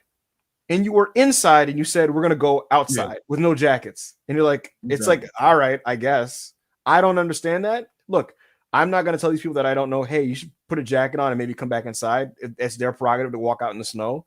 I just think it's strange to see you doing snow angels in the snow with no jackets. I think you're going to get sick. But what do I know? What do I know? My last thing is also like, to young wrestlers, not even them, to young wrestlers. It's not like smart. Having self-respect is one thing. It's another thing when you're just starting out in a promotion, you're telling people what you do and don't want to do. You are like literally a nobody starting in the promotion. That you might be the biggest nigga in your independent promotion, but like, come on, bro, stop doing this. I'm not doing this. I'm not doing that shit because it only makes the booker resent you. Like it's very strange. The last thing I'm gonna say on this topic, and we got to move on because we have a million super chats. I tweeted. Let me read out exactly what I tweeted. This was the spot that Sean Ross said that allegedly Megan Bain. People in AEW think this is the spot that Megan Bain took exception to, was the double suplex spot. I tweeted the spot out and I said, yeah. ... This is a crazy sandbag. Megan had all the right in the world to be upset if she was. Shout out to her for being able to muscle 2 people up, though.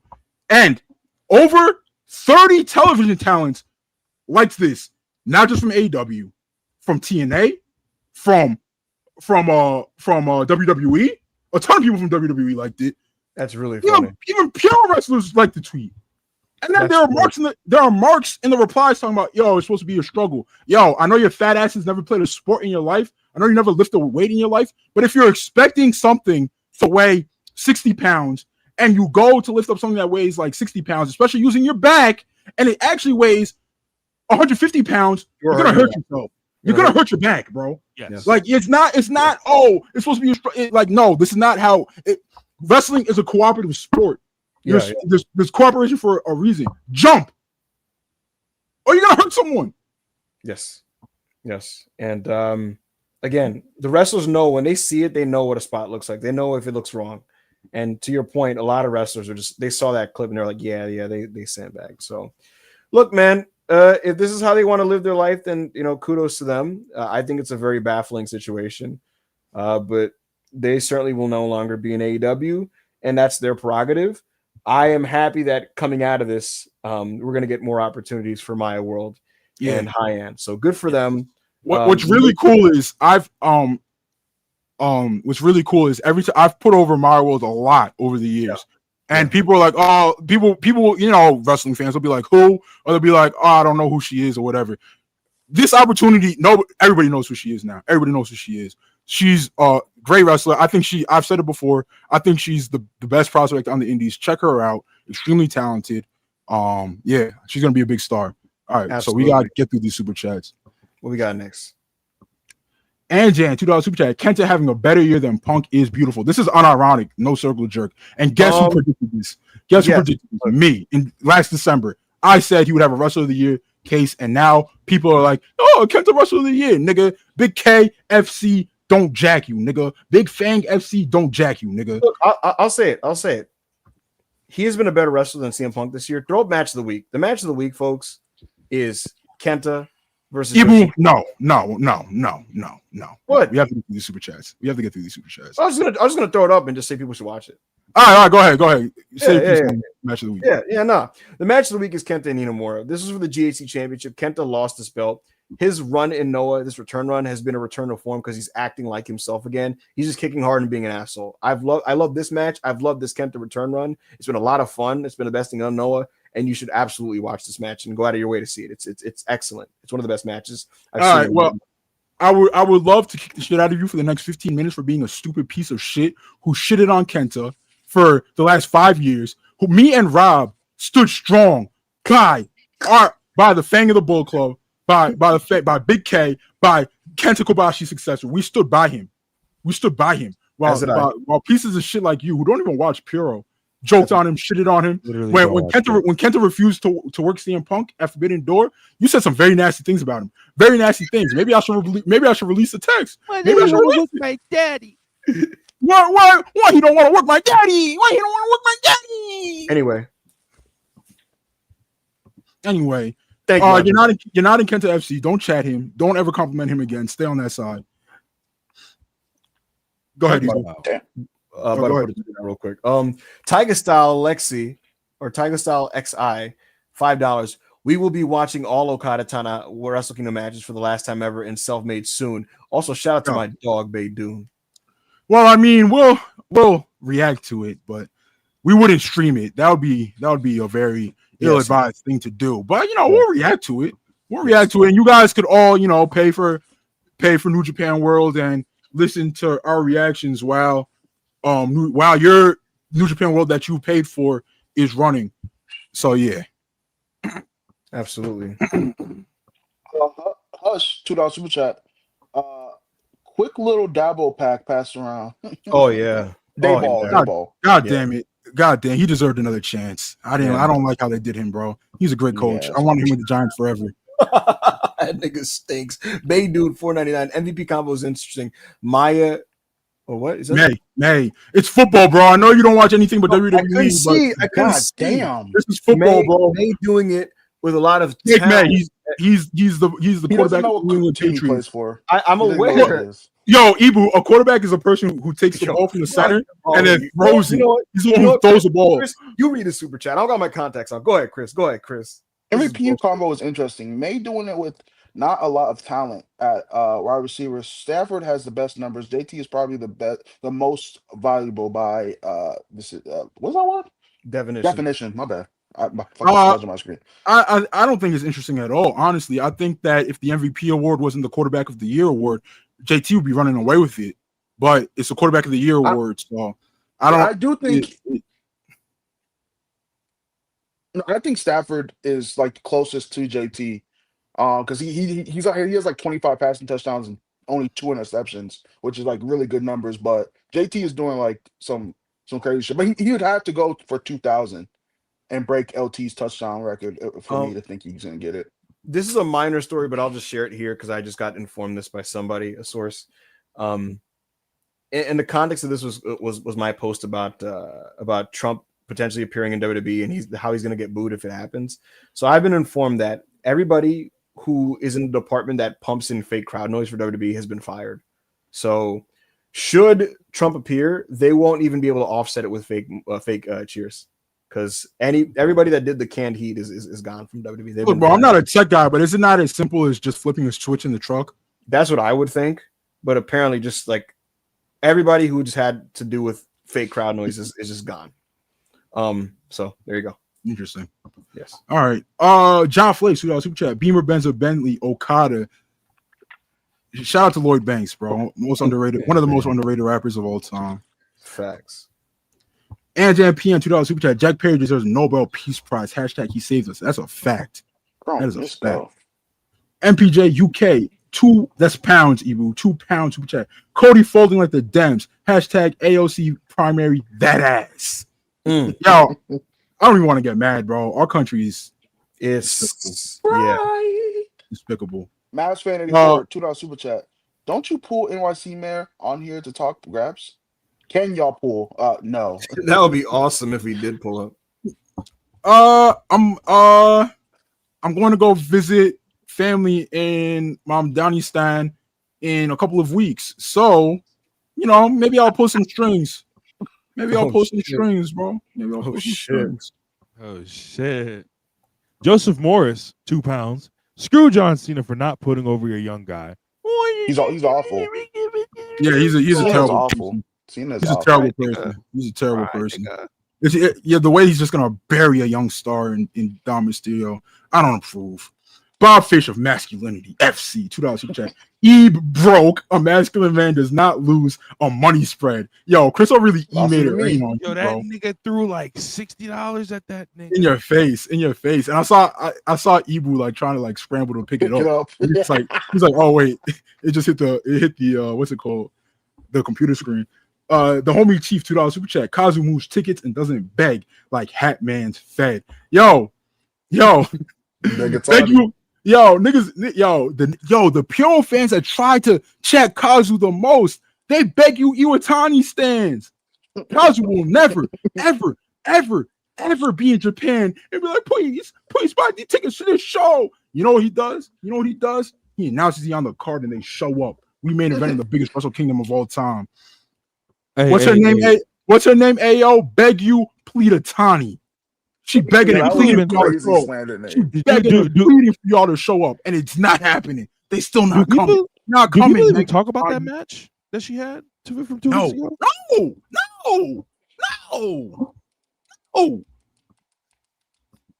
Chief $2 super chat. Oh shit. Report you to HR also. Oh, my bad. Go ahead. Go ahead. No, go ahead. Report you to HR. Also, shout out Max B. Kwame's aware of what he needs to do to Ebu. Hashtag redact Ebu. This is bullshit. Danny Kwong, $10 super chat. Appreciate you, Danny. Longtime supporter. Really enjoyed Ebu's video essay on the AEW tag division. Would love to see more of those. Come to the Self-Made channel, bro. I would love to see on AEW's 2025 and the revival of John Moxley. Hashtag One True King. Hashtag Best Shield member. I'll tell you guys this. If you guys really want to see me do something on John, I'll work on a project for the Self-Made channel. If that's really something you're interested in. Thank you, Danny. Holy shit. Oh my God. Our own moderator, Leo Fox. Self-made shit. Self-made forever. Yo, Leo. $100 to rep the game. Yo, wow. Shout out to Leo, bro. Wow. Shout out to Leo, man. Yo, we appreciate all y'all support so much, bro. Real money best community. Best community in the IWC, bro. Absolutely. Best community in the By IWC. far. No funny shit. I love y'all, man. Johnny Burney, $2 super chat. When is self? Oh wait, I read this already. Why is this? What is this doing all the way down here? Finally, another $10 after dropping that 100 bomb earlier. The average WWE TKO NPC fan are no different than Dax fans. Clock strikes 12 midnight. Arise, fixed asses. I feel sorry for Westside Gunn situation. People defending how he got kicked out is wild. Yo, I didn't even know people were defending that shit. That's crazy. Like, bro, the IP situation is what it is, right? Like, as a company, you have the right to have control over your intellectual property. Like, it is what it, like, you should have got that clear. But why are you kicking them out of shows? Guess what race they were defending them? Guess the race of the people defending them. I know what race they were, bro. They were Black Fed stands, bro. They were Black Fed stands. Bro, it's so nasty. Like, do y'all have any shame? Always at the scene of the crime, bro. Literally always at the scene of the crime. Yo, it's not even white people telling you shut up about black people not main eventing. It's them. They'll be like, nigga, shut up. You just said it, Ao. You just said no, you can't get mad at me no more. You can't get mad at me. Say. Are you fucking deaf? I did not say the hard R. I swear, yo. Let's put $100 on it, and then we can. And then when the VOD's up, we can see. Let's put 100 on it right now. No. Okay. We deaf motherfucker. Corey David, $2 super chat. Can y'all build a football squad made of wrestlers? Do you mean like football or soccer? That's a lot of work for $2, Corey. Yeah, all right. So wide receiver Kevin Knight. He'll be my wide receiver 1. Running back. Who we want towing that bitch? We want towing. Give me Mookie Summers at that running back position, nigga. I've seen his tape. Yeah, give me Mookie Summers at running back. Who would we put? It was a TV wrestler. Who would we put though? TV wrestler? Someone stocky. Yeah, who's stocky, short, but fucking got explosiveness. Yeah, I don't know. I can't Fuck think it, of bro. it. We putting Tony Nese back Brian there. Keith. Oh no, Tony Nese would be nasty. Yeah. We putting Tony Keith. Oh, we putting Tony Nese back there. Niggas talking about Braun Breaker. You can't play for me. Yo, could you imagine? Bandito not a running back, bro. We putting Bandito in the slot. He a slot receiver. Pack at running back going crazy. Muscle Pack hamstring. at running back going Nasty. Yo, vernacular said QB1. Yo, ban that nigga. Shane Taylor will go crazy on my fucking offensive line, bro. Shane Taylor is my starting left guard. Yeah, bro. Like Shane Taylor will go crazy with that shit, son. Oh my god. Ace Austin, that's the backup slot receiver. Actually, no, Ace Austin will be a nickelback. I'm gonna say, Will Ospreay's my quarterback. No, it got to be Lance Archer. He actually played quarterback. No, on some Mike Vick shit. On some Mike Vick shit. Give me Swerve Strickland fucking throwing that pill. I'm crying. Give me Drink Man throwing that pill. Yo. Give me Kyle Fletcher at tight end, 6'5", going to top. Give me. Yo, that's a crazy tight end. Give me CM Punk at fucking wide receiver. Oh, next week. N'Golo Conte, you need AJ Francis on the squad. Yo, ban that nigga. Isaac Budino, shout out to Isaac, bro. $5 super chat. Do you think Gabe Kidd ever rejoins the Death Riders? Absolutely. He's part of the Death Riders. I thought he would have stuck around. Also, does WWE have anything planned for Styles' retirement? Gabe Kidd is part of the Death Riders. He will be back with the Death Riders. However, he's not missing tours to do Death Riders activities. When New Japan, when he has time off, you will see him doing Death Riders shit. CM Punk is going to defend his belt against AJ Styles. For his retirement? No, not for his retirement, but that'll be like a thing that'll happen within the next couple months. That sounds shallow. Sounds bad. It deserves better. Razor, 499 pounds. It's Razor's birthday in the next 30 minutes in GB time. Razor respects self-made core 4-man right here. Ibu, what does Mania look like due to Seth's injury? Shout out to Razor, bro. Razor. Happy birthday, brother. Happy birthday, Happy birthday, bro. Bro, they don't have Mania like on like Mania's not put together yet. But like I said, bro, it's hey, I'll give you this. You know what? I'm gonna give you this. I think Io and Asuka can be a Mania match because they're delaying some of what they got going on. And the Kabukis and Asuka, Ibukis and Alexa and Charlotte, they're gonna have a series of matches to bridge us into December. And in December, the Rhea Io shit is gonna resume with the Kabukis. Who did they put Naomi's belt on? What do you mean? Oh, right now it's on Stephanie. And so I remember somebody asked us about this earlier, and I said what I would do is the tournament. My finals would be Asuka and Io, and I would have Asuka just miss the shit out of Io's face, go over, win, and then have Io win the Rumble, and then let that be the Mania match. So here's the deal, AO. There are people in creative right now pushing for the belt to go on Asuka. And then Hunter's not trying to do that because he's like, yo, I like where we're at with Stephanie. I don't want to fuck that up. And he wants to book Rhea against Stephanie. So here's the deal, chat. I think Io and Asuka is happening, and I think Rhea and Stephanie's happening. The question is, which match is going to be your World Heavyweight Championship match? That's the big question. I think it's going to be Rhea and Stephanie as the title match, and Asuka's match will be non-title. But like, for example, this is going to shock y'all. Bruce Pritchard thinks that Asuka's like godly. He thinks like, yo, she's like our best woman. Yo, what does Bruce Pritchard think of Julia? Thank you, Razor, so much for the super chat. We really, really appreciate your support, and I thank you. And we'll see what happens next. What the fuck? Huh. It's weird. Maybe my mic's fucked up. Johnny Bernie, $2 super chat. How long national title been planned? Seems rushed. Yo, I'm gonna be honest. First I heard of it was the Tony Khan announcement. I did not know anything about this. Didn't know anything about it, bro. Didn't hear it. And comparatively, the women's tag belts, we heard about that. We heard about that so long ago, bro. Like 8 months plus that they were made. They were sitting there. There's plans for them, but it's just not happening yet. Yeah. So, yeah. Razor, 4 pounds. Mr. AO and Mr. Rob. If the hypothetical Cody versus Roman 3 match ever would Roman want Cody to be the heel? Why did he ask AO and Rob about this? Because we know more about wrestling than you. As a Cody FC fan, crowd would root for OTC. I don't know about that, Razor. I don't know about that. Yo, stop. Yo, you're being delusional, bro. Like what happened in Atlanta last year? So Razor. So Cody keeps getting booed at Roman's expense. What are you talking about? Anyway, I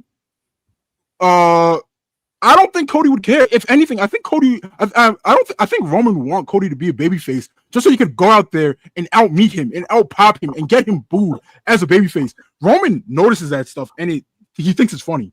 Hey, I'm asking you a question. The last time Roman mentioned Cody, the crowd booed. What did Roman say on the mic? Interesting. Nigga said interesting. Yo, I was telling Ibu this before we went live. Yo, I'm shoot like a Roman Reigns fan, bro.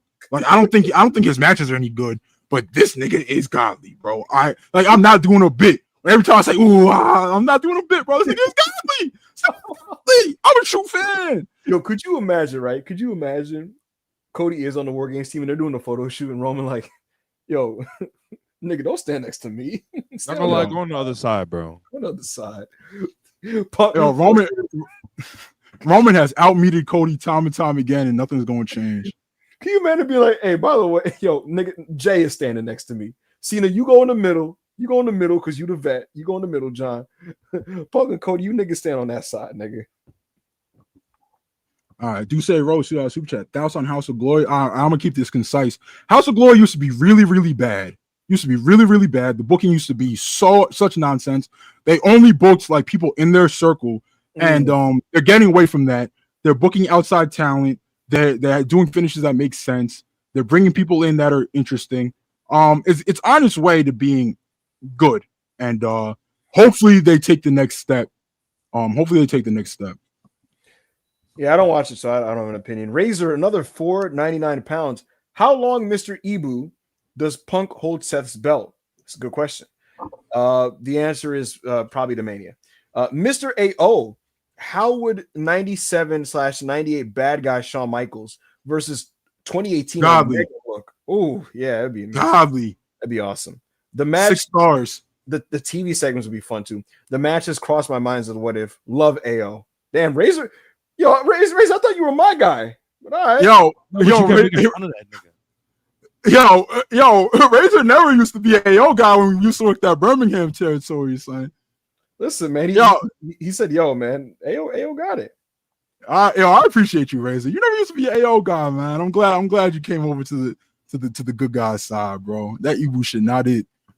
That's bullshit. But I'm a big HBK fan. He needs to unblock me on Twitter, bro. I'm sorry that I exposed you for liking Stephanie McMahon slander tweets, bro. I'll never do it again. Yo, that nigga legit. Niggas was sitting on Stephanie. Shawn Michaels is like.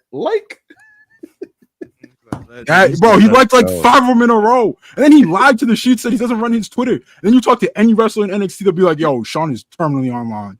Yo, I asked an NXT wrestler, I'm like, yo, does Shawn be on his Twitter? He was like, nigga, I saw him tweeting.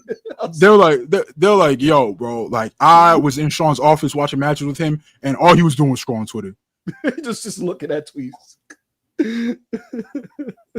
Ulysses Laughlin. Sorry if I butchered that. $7 Canadian. Fuck it. Put all the DPW belts on our glorious CEO and Ginger. Facts. Genuinely a bummer it's going away. Fingers crossed it comes back stronger. Yeah, man. Like we said earlier, bro. None of us four were really like the biggest DPW heads, but yeah, it was a great place to work for the boys and girls. Mm-hmm. And you hate to see that go. And I feel, and we didn't really touch on this earlier. I feel bad for the fans, bro. They were really passionate about that, and seeing that go away for them is it's really sad. Resort Heart, $5 super chat. Do you guys have faith in AEW's developmental? Feels like we're still waiting to see if some of their projects work out. How's Anna Jay after 5 years? That's a really fair question, in my opinion. And like obviously, I've heard from people in AEW talk about like them wanting to try to get a school started up of some kind. But really, the thing is like it's like that everywhere right now. It's like right now, like in America, if you want to get better, you got to just get reps. And at the very least, they're letting people get reps. So it kind of is what it is. Like it's no different if like you were like a WWE ID talent. I don't think this is just kind of right now. If you want to get better at wrestling, you just got to wrestle as much as you can. So that's my personal perspective on it. Oh shit! Ryan Coogler's Black Panther 3 is reportedly titled Shadows of Wakanda and will begin filming in June 2026. Damson Idris has been rumored to take over the coveted role. Let's go! Let's go! Let's go! I don't know if it's this page is called Cinema Solace. I don't know if they're reputable, but they have 100,000 followers. Damn. Let's go! Yo, shout out Kugler. Damn. That's to you. Hey, yo, that source is fake. You just ruined my life, man. I trust Masp on this. He's a serious MCU guy. Productionless, not damn. Man, hopefully there's something to it, bro. Damson as next Black Panther would be fucking awesome. That'd be fucking awesome. Whatever, Chris. I bet, you bro. heard about the next Blue Beetle. I bet, bro. Uncle Roku 1999. If it won't ever happen, wrestlers decide to unionize, does it help the indie scene at all? Obviously, it'll help collective bargaining, working conditions. It would help wrestlers in the big two, like wrestlers and TV companies. I'm not sure how it would help affect the indies. I think unionizing would be something that like rises all. It would be rising tide. It would be a rising tide situation because like you look at actors and actresses, like not everything is what's it called, Screen Actors Guild. It's not everything is like in that realm, but there is just an industry standard now because they're unionized and because there are standards that are expected to be met. That is just the industry norm now. So if something became the industry norm in the big two, I think obviously everything wouldn't transfer over, but I think some things would. I think it would only help the industry, like from top to bottom. Yo, really, really quickly. I never watched the second Black Panther. Did they just say T'Challa's dead or what? They just said he's dead. He got sick off screen and died off screen. So nobody like killed him. He got sick and died, bro. Dang, they should have had somebody. I mean, I guess. All right, that's good to know. I just never knew. I was curious. All right, but thank you, Uncle Roku. Yeah, thank you, Uncle Roku. I mean, it's a good movie, but it's just it's weird. Yeah, like especially after Coogler came out and said what he wanted to actually do with Black Panther 2. It sounded like such a better movie. But yeah. $3,300 $2 super chat. Elaborate on MLW won't get out of their own way. How do I put this? I don't think they take advantage of their resources and their access to certain wrestlers. That's kind of really what I mean by that. Their product isn't that good, in my opinion, personally. And they have the horses to be a little bit better than they are, I think. MLW regularly books matches that if it was an AEW graphic or if it was a WWE graphic, people would be freaking the fuck out, bro. Yeah. Just because MLW has like a weird vibe to it. People kind of go there and they kind of jog. Court is like an off-putting guy. Yeah.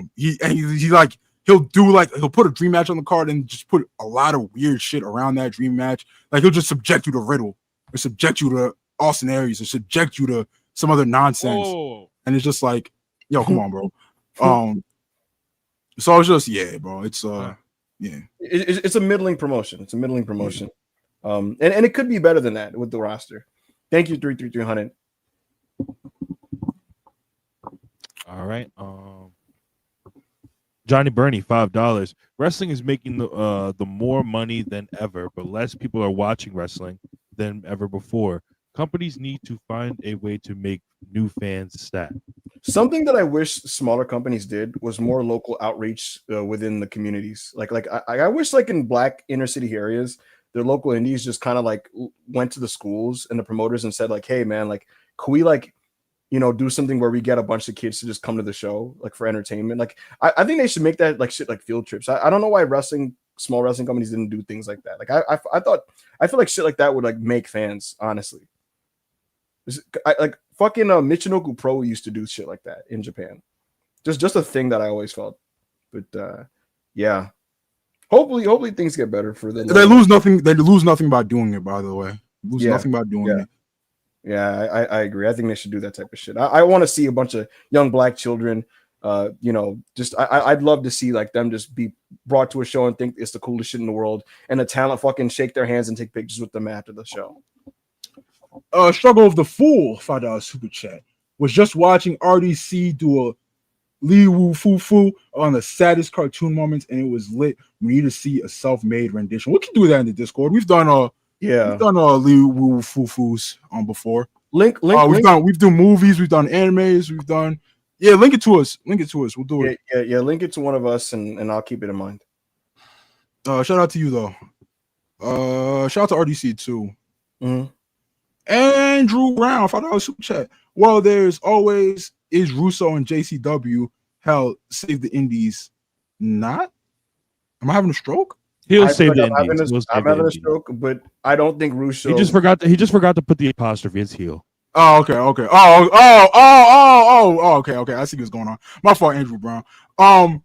Yo, wait, what JCW? You talking about the GCW? Yes, he is in Juggalo. He's in. Oh, okay. I thought you were talking about Jersey Championship. I was like, wait, I thought they were GCW's like less problematic little brother. What's going on here? Yeah, I don't know, man. Russo booking a Fed is really funny though. 33300 199. Is it Russo no Is he? Say it again. Keep reading the super chat, please. No lie. Take got no lie. Oh, Take got no business in the main after that.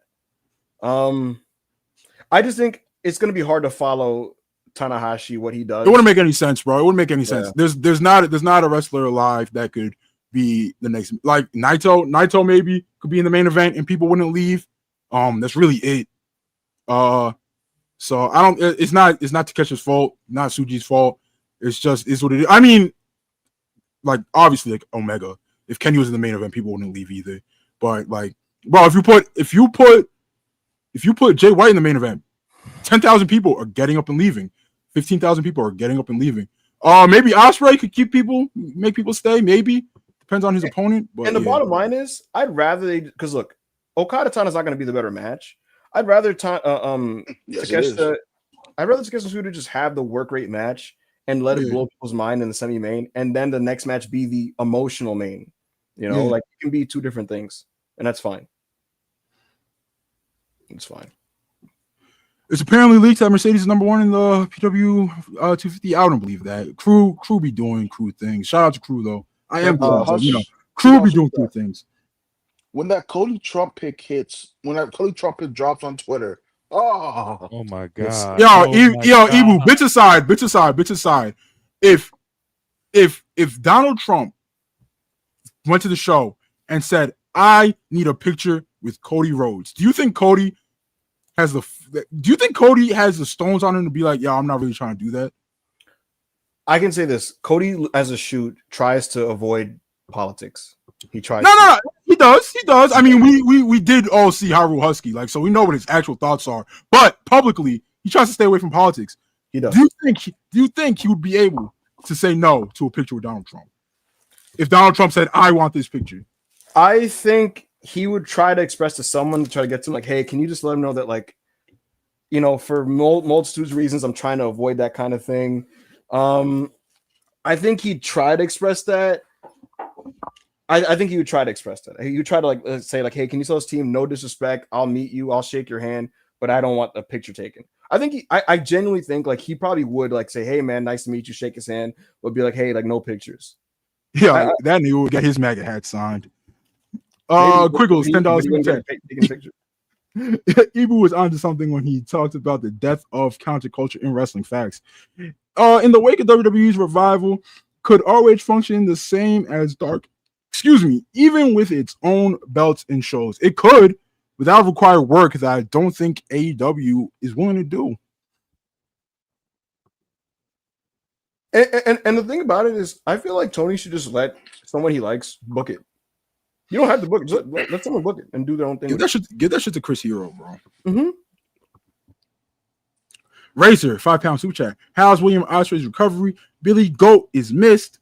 Ibu, does QB1 want to go to Raw? How long do you think QB1 go as a babyface? Well, Will I love the way Ospreay. you type, Razor. Yeah, you're a demon. Ospreay's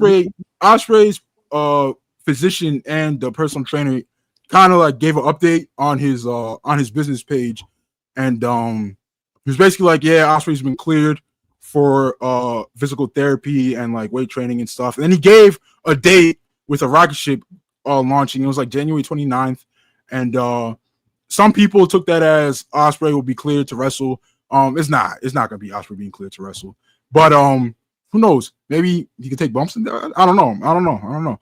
But he looks like he's doing well. He's at all the Eve shows. He's the booker of Eve. He's the booker and promoter. I don't think he owns it, but he's the booker and promoter. And he's jumping around. He's highly energetic. He's not wearing a neck brace. He looks healthy. I'll say this: AEW is, and this people don't run with it because you never know. They're hopeful that he makes the Owen tournament. They're hopeful of it. So we'll see. That's going to be a tough one to make because neck surgery is no joke, bro. So we'll see. Shout out to Hallie, bro. Shout out to Hallie. He in the chat. Good. It's good, bro. It's good.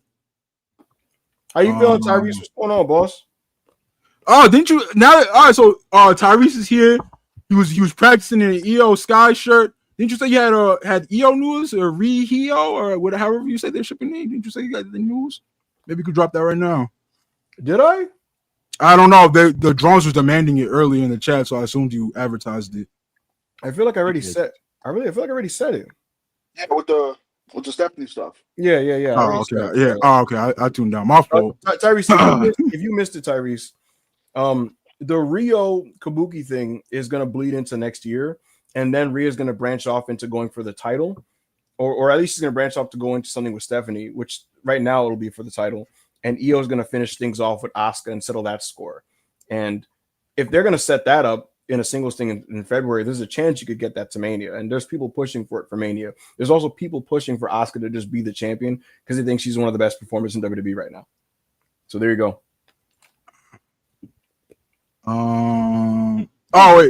Really quickly, does Cody want to go to Raw? And do you think how long do you think Cody has as a babyface? That's up to Cody. He could go as long as he wants as babyface, and he asked to go to Raw earlier this year, and they said we need you on SmackDown. Oh, pop a number on SmackDown, Cody. Rob Harrington, $10 super chat to my friend Ayo. Rest now, brother. We have to watch, and I'll see you in Valhalla. This is from my 2-minute retirement from Self-Made when Ibu drove me out the territory. Sean Garner, $2 super chat. Dave Meltzer said that AJ Lee would be in the match. He did. And Dave's reporting has been very sharp lately. I'll tell you this. If she's not, it's not going to be because Dave was wrong. She probably was on the docket to do it at that time. Love Dogs Avery, $1 super chat. We appreciate you, bro. Thank you for the support. Corey David, did y'all see Kiyomiya versus Hayabusa? Looks good. Bro, if this was Kaito of 2022, 2023 versus Hayabusa, I'm watching that live, bro. I'm running to that match. Haven't been a big fan of his lately, the last year. And it's not Okada geeked you thing. It's he kind of seems like he gave up on life thing. He doesn't lift the weights anymore. His hair looks crazy. His gear looks crazy. His presentation is crazy. His work is not anywhere near as sharp as it used to be. Am I gonna watch it? Shit, maybe. Yo, you know what? Impromptu announcement. Tyrese, if you commit, and it's up to you, Tyrese, if you commit to being there with me, I'll watch Raw and Self-Made with you. But if not, then I probably won't even watch the show. But if you join you're in the Discord, if you pop in VC to watch Raw with us, I'll watch with you. So you let me know, gang. Yo, Tyrese, where my shoes at, gang? I don't want to run down on you. Oh, we were supposed to hit him up with our place he could send him to. Oh, Ibu was. Ibu got his own shoes and didn't say shit to anybody else. You're a piece of shit, Ibu. Yo, I told Ibu, I was like, yo, make some shoes. He's like, you're broke. I was like, okay. What the He fuck? said, I told y'all send me the sizes. I'm crying. I'm a size 16, gang. Ken Hud, $2 super chat. Yo, you're a little nigga. 13 for me, nigga. You are a little. Yo, what's it? Yo, what's that? What's my man's from Land Before Time? What's his name? Littlefoot. Oh. That's you. Anyway, Littlefoot. Jermaine This Suplex said, This nigga said he a size 4.5. Jermaine Suplex said, did I miss any scoops? Brother, it's too much to run down. If anyone in the chat could help you out, you can do that. But we're going to be done with the show very, very soon. And it'll be immediately available on replay for you to just listen to some stuff. There's a lot. Holy hell, Hunter is yapping, bro. Triple H is on Raw. It's 7:08 and he is still talking. I just put bro. it Wait. John Cena draws 17K and Triple H says, "I need to be on Raw tonight." You see what's going on? Yeah, you see what's going on, bro. He do not be on the show. They got a big house and he's like, yeah, we here. Yo, this is a nasty guy, bro. I bet you he put his hand out showing the whole crowd like, we filled the TD Garden. All right, Rob from the 6'4", $5 super chat. Thoughts on Oscar Isaac saying that he won't work for Disney anytime soon. I love Moon Knight, but I definitely respect his stance. What did Disney do now that made him say fuck these niggas? That's a good question. I mean, bro, like if you were gonna say no to Mouse Bucks, you should have said that originally. Disney's been evil for a long time since the 30s, my nigga. Disney's been evil, bro. Who's Walt Disney's big bro? Hey, yo, who is his big bro? Yo, Walt Disney loves Hitler, bro. Walt Disney loved Hitler. He was a Hitler stan. You could have been said no to Disney Bucks, bro. The mouse been bad. Apparently, it's Jimmy Kimmel. Hey, that's tough. No, that's what's up. Yo, white people will be like, oh, yo, yeah. I can accept the racism. I can accept the anti-blackness. I can accept Islamophobia. But when they came for Jimmy Kimmel, when those motherfuckers came for Jimmy Kimmel, oh, I said enough is enough. Mm. Clip Gang, $5 super chat. Does Okada Suji play into Okada Takeshita stuff? If at all, I mean, Okada's already like doing that. I'm assuming there would be some storyline overlap. Shout out Chris and Rob, the Cam Boys again. Yeah, Okada's really already doing that. On screen, shit, I don't know, maybe. But in interviews, he's already doing it. I assume during backstage shit, he's gonna do it as well. Mm-hmm. So, Again, timed out, Clip Gang. That's not Black Yakuza 94, $5 super chat. Cena really doing this Mysterio dirty since 2011. That's my goat. We're getting a new gift tonight. Yo, Chris, Ray got booed last week going face to Ray face with Dom. sucks. All right, man, come on. oh shit, yo, if WWE was a real promotion, they would like redo the Cena running up to a Mysterio angle with like the champagne and all that shit. They would just redo it shot for shot. Oh man. Hey, the fans love nostalgia, so might as well. Mm-hmm. Love Dogs Avery, $2 super chat. Hello, friends. Been a bit. Hope all is well. All is great, man. Appreciate your support as always, Avery. bro. Thank you, man. Rob Harrington, $10 super chat. The best $5 in the biz, and that's a fact. Join the Self-Made Discord. We have a good time in there. Hush, $5 super chat. Quote unquote Nixon, Newell, and quote unquote Miranda Alize walking out. Ha ha ha ha. What are we doing? We used to be a proper country. You are not Big Monet and Big Naomi. Yo, this nigga talking, bro. He talking. He said in our video, he talking. The homie bold brash. Bold parentheses bold and brash. Oh, okay, that's a new twist. $20 super chat. Yo, hope you're having a good week. We are, bro. Evil, you got any good comics you've been reading as ONG lately? I don't know what that means. And don't say no New Gods bullshit. No one wants to read that shit, man. Evil, you got any new comics? I'm almost done with Jack Kirby's Fourth World, which is New Gods, Mr. Miracle, and Forever People. It's been great. I bought Sin City. I bought Wolverine Revenge, and I'm going to catch up to One Piece because Ash is about to pass me, and that is very upsetting. Ash has already passed. Ash has passed you. I don't think he did because he got up to like Ash, right. bro. Nigga, Ash is an egghead. Ash is an egghead. What? You ain't Wano. What? Yes. Wait, what? I don't even think you're at rooftop piece yet. No, I am Yeah. at Roof Piece. I was Yeah, at the part where I'm at the part where Actually- Big Mom and Kaido did a dual attack on Zoro, and that nigga ate that shit. Bro, Ash was there like 3 weeks ago. He's an egghead now. Yo, that's disgusting. Did he like the end of Wano? Yeah, he loved that shit. Greatest story ever told, bro. Read One Piece. Watch One Piece. I gotta lock in. Black Yakuza $5 super chat. Yo, who is Swerve working when he comes back? Because Wardlow is out, and I don't think he comes back as a heel. I don't think they know yet. I'd like to think Swerve is gonna want to get in on the AEW championship, but we'll see. That's the Swerve I know. But maybe he's a different nigga. You don't know him. Uncle Roku $5 super chat. Ibu, they're talking about money spreads, but they don't know about the bankroll we dropped this last weekend at Starlets. Hashtag we getting Hoboken lawyer money. Yo, Ibu, you were at Starlets? No.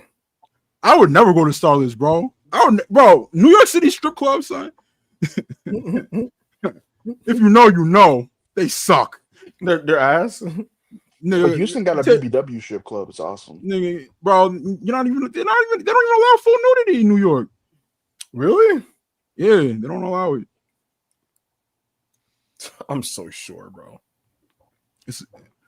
Yeah, you gotta take your ass to Atlanta, take your ass to Houston. That's where niggas party. Razor, £5 super chat. Realistically, who does Cody, Punk, Roman, and Brown work at WrestleMania most likely? Likewise, what do you think AEW main event scene looks like in 2026? Answer this quickly, Ibu. Holy shit. I'll answer the AEW main event scene really quickly. I think MJF leaves World's End as world champion. That's not a report. I don't know anything. I just think that's what's happening. Braun and I think Brock Lesnar. Damn, nigga, what the fuck?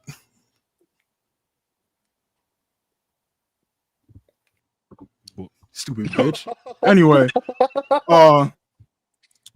we gotta end this show. We can't do business right now. We got anything else to say, Ibu? Yeah, Roman's situation is up in the air, as is Cody and Punk. Braun is working Brock Lesnar, and that's what I got. Have you heard anything about Obafemi getting called up? He's coming up. Yeah, he's coming up. Bailey Rainwater Brown, $5 super chat. We appreciate you, gang. I agree with Ibu said WNBA has camp days where the Boys and Girls Club kids get to the games as a field trip, and that experience is invaluable. I agree, bro. Mm-hmm. Even major promotions to do this, bro. AEW should be doing youth outreach, bring these kids to the shows. Mm-hmm. Mm-hmm. That's why what they do at the wrestling club is dope. Yeah. Shout out to the wrestling club, man. Super chat. Oh yeah, absolutely. If we get a T'Challa in Black Panther 3, I don't see that movie releasing like after Secret Wars is finished. Maybe like early 2028. Damn. Who knows if Cooley even still wants to do that shit in 2028? Literally. Who knows if the MCU is going to be a thing in 2028? We don't know.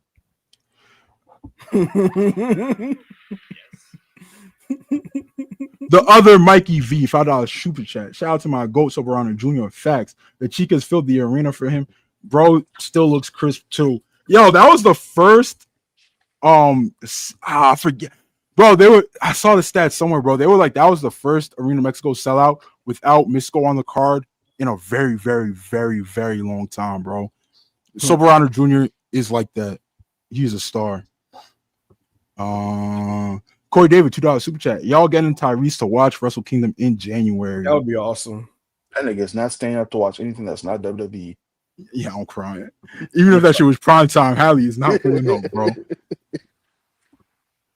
Anyway, yeah. So we gotta get out of here, bro. That was it.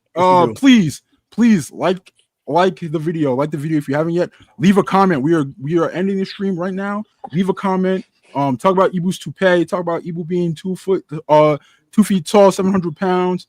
Talk about the Cam Boys. Talk about anything. Put a dot in the comment section if you don't have anything to say. Help us with the algorithm. We appreciate y'all, man. What a fucking episode. Thanks for all the support. The support is crazy. Hallie wants to know if Cena's beating Dom tonight. We touched on that earlier. Ibu thinks he is, but he doesn't. I think he is. I think he is. All right. That was Self-Made Sessions number, I don't know, 6. Self-Made Sessions number 6. Love y'all, man. Self-made shit, self-made forever. And we are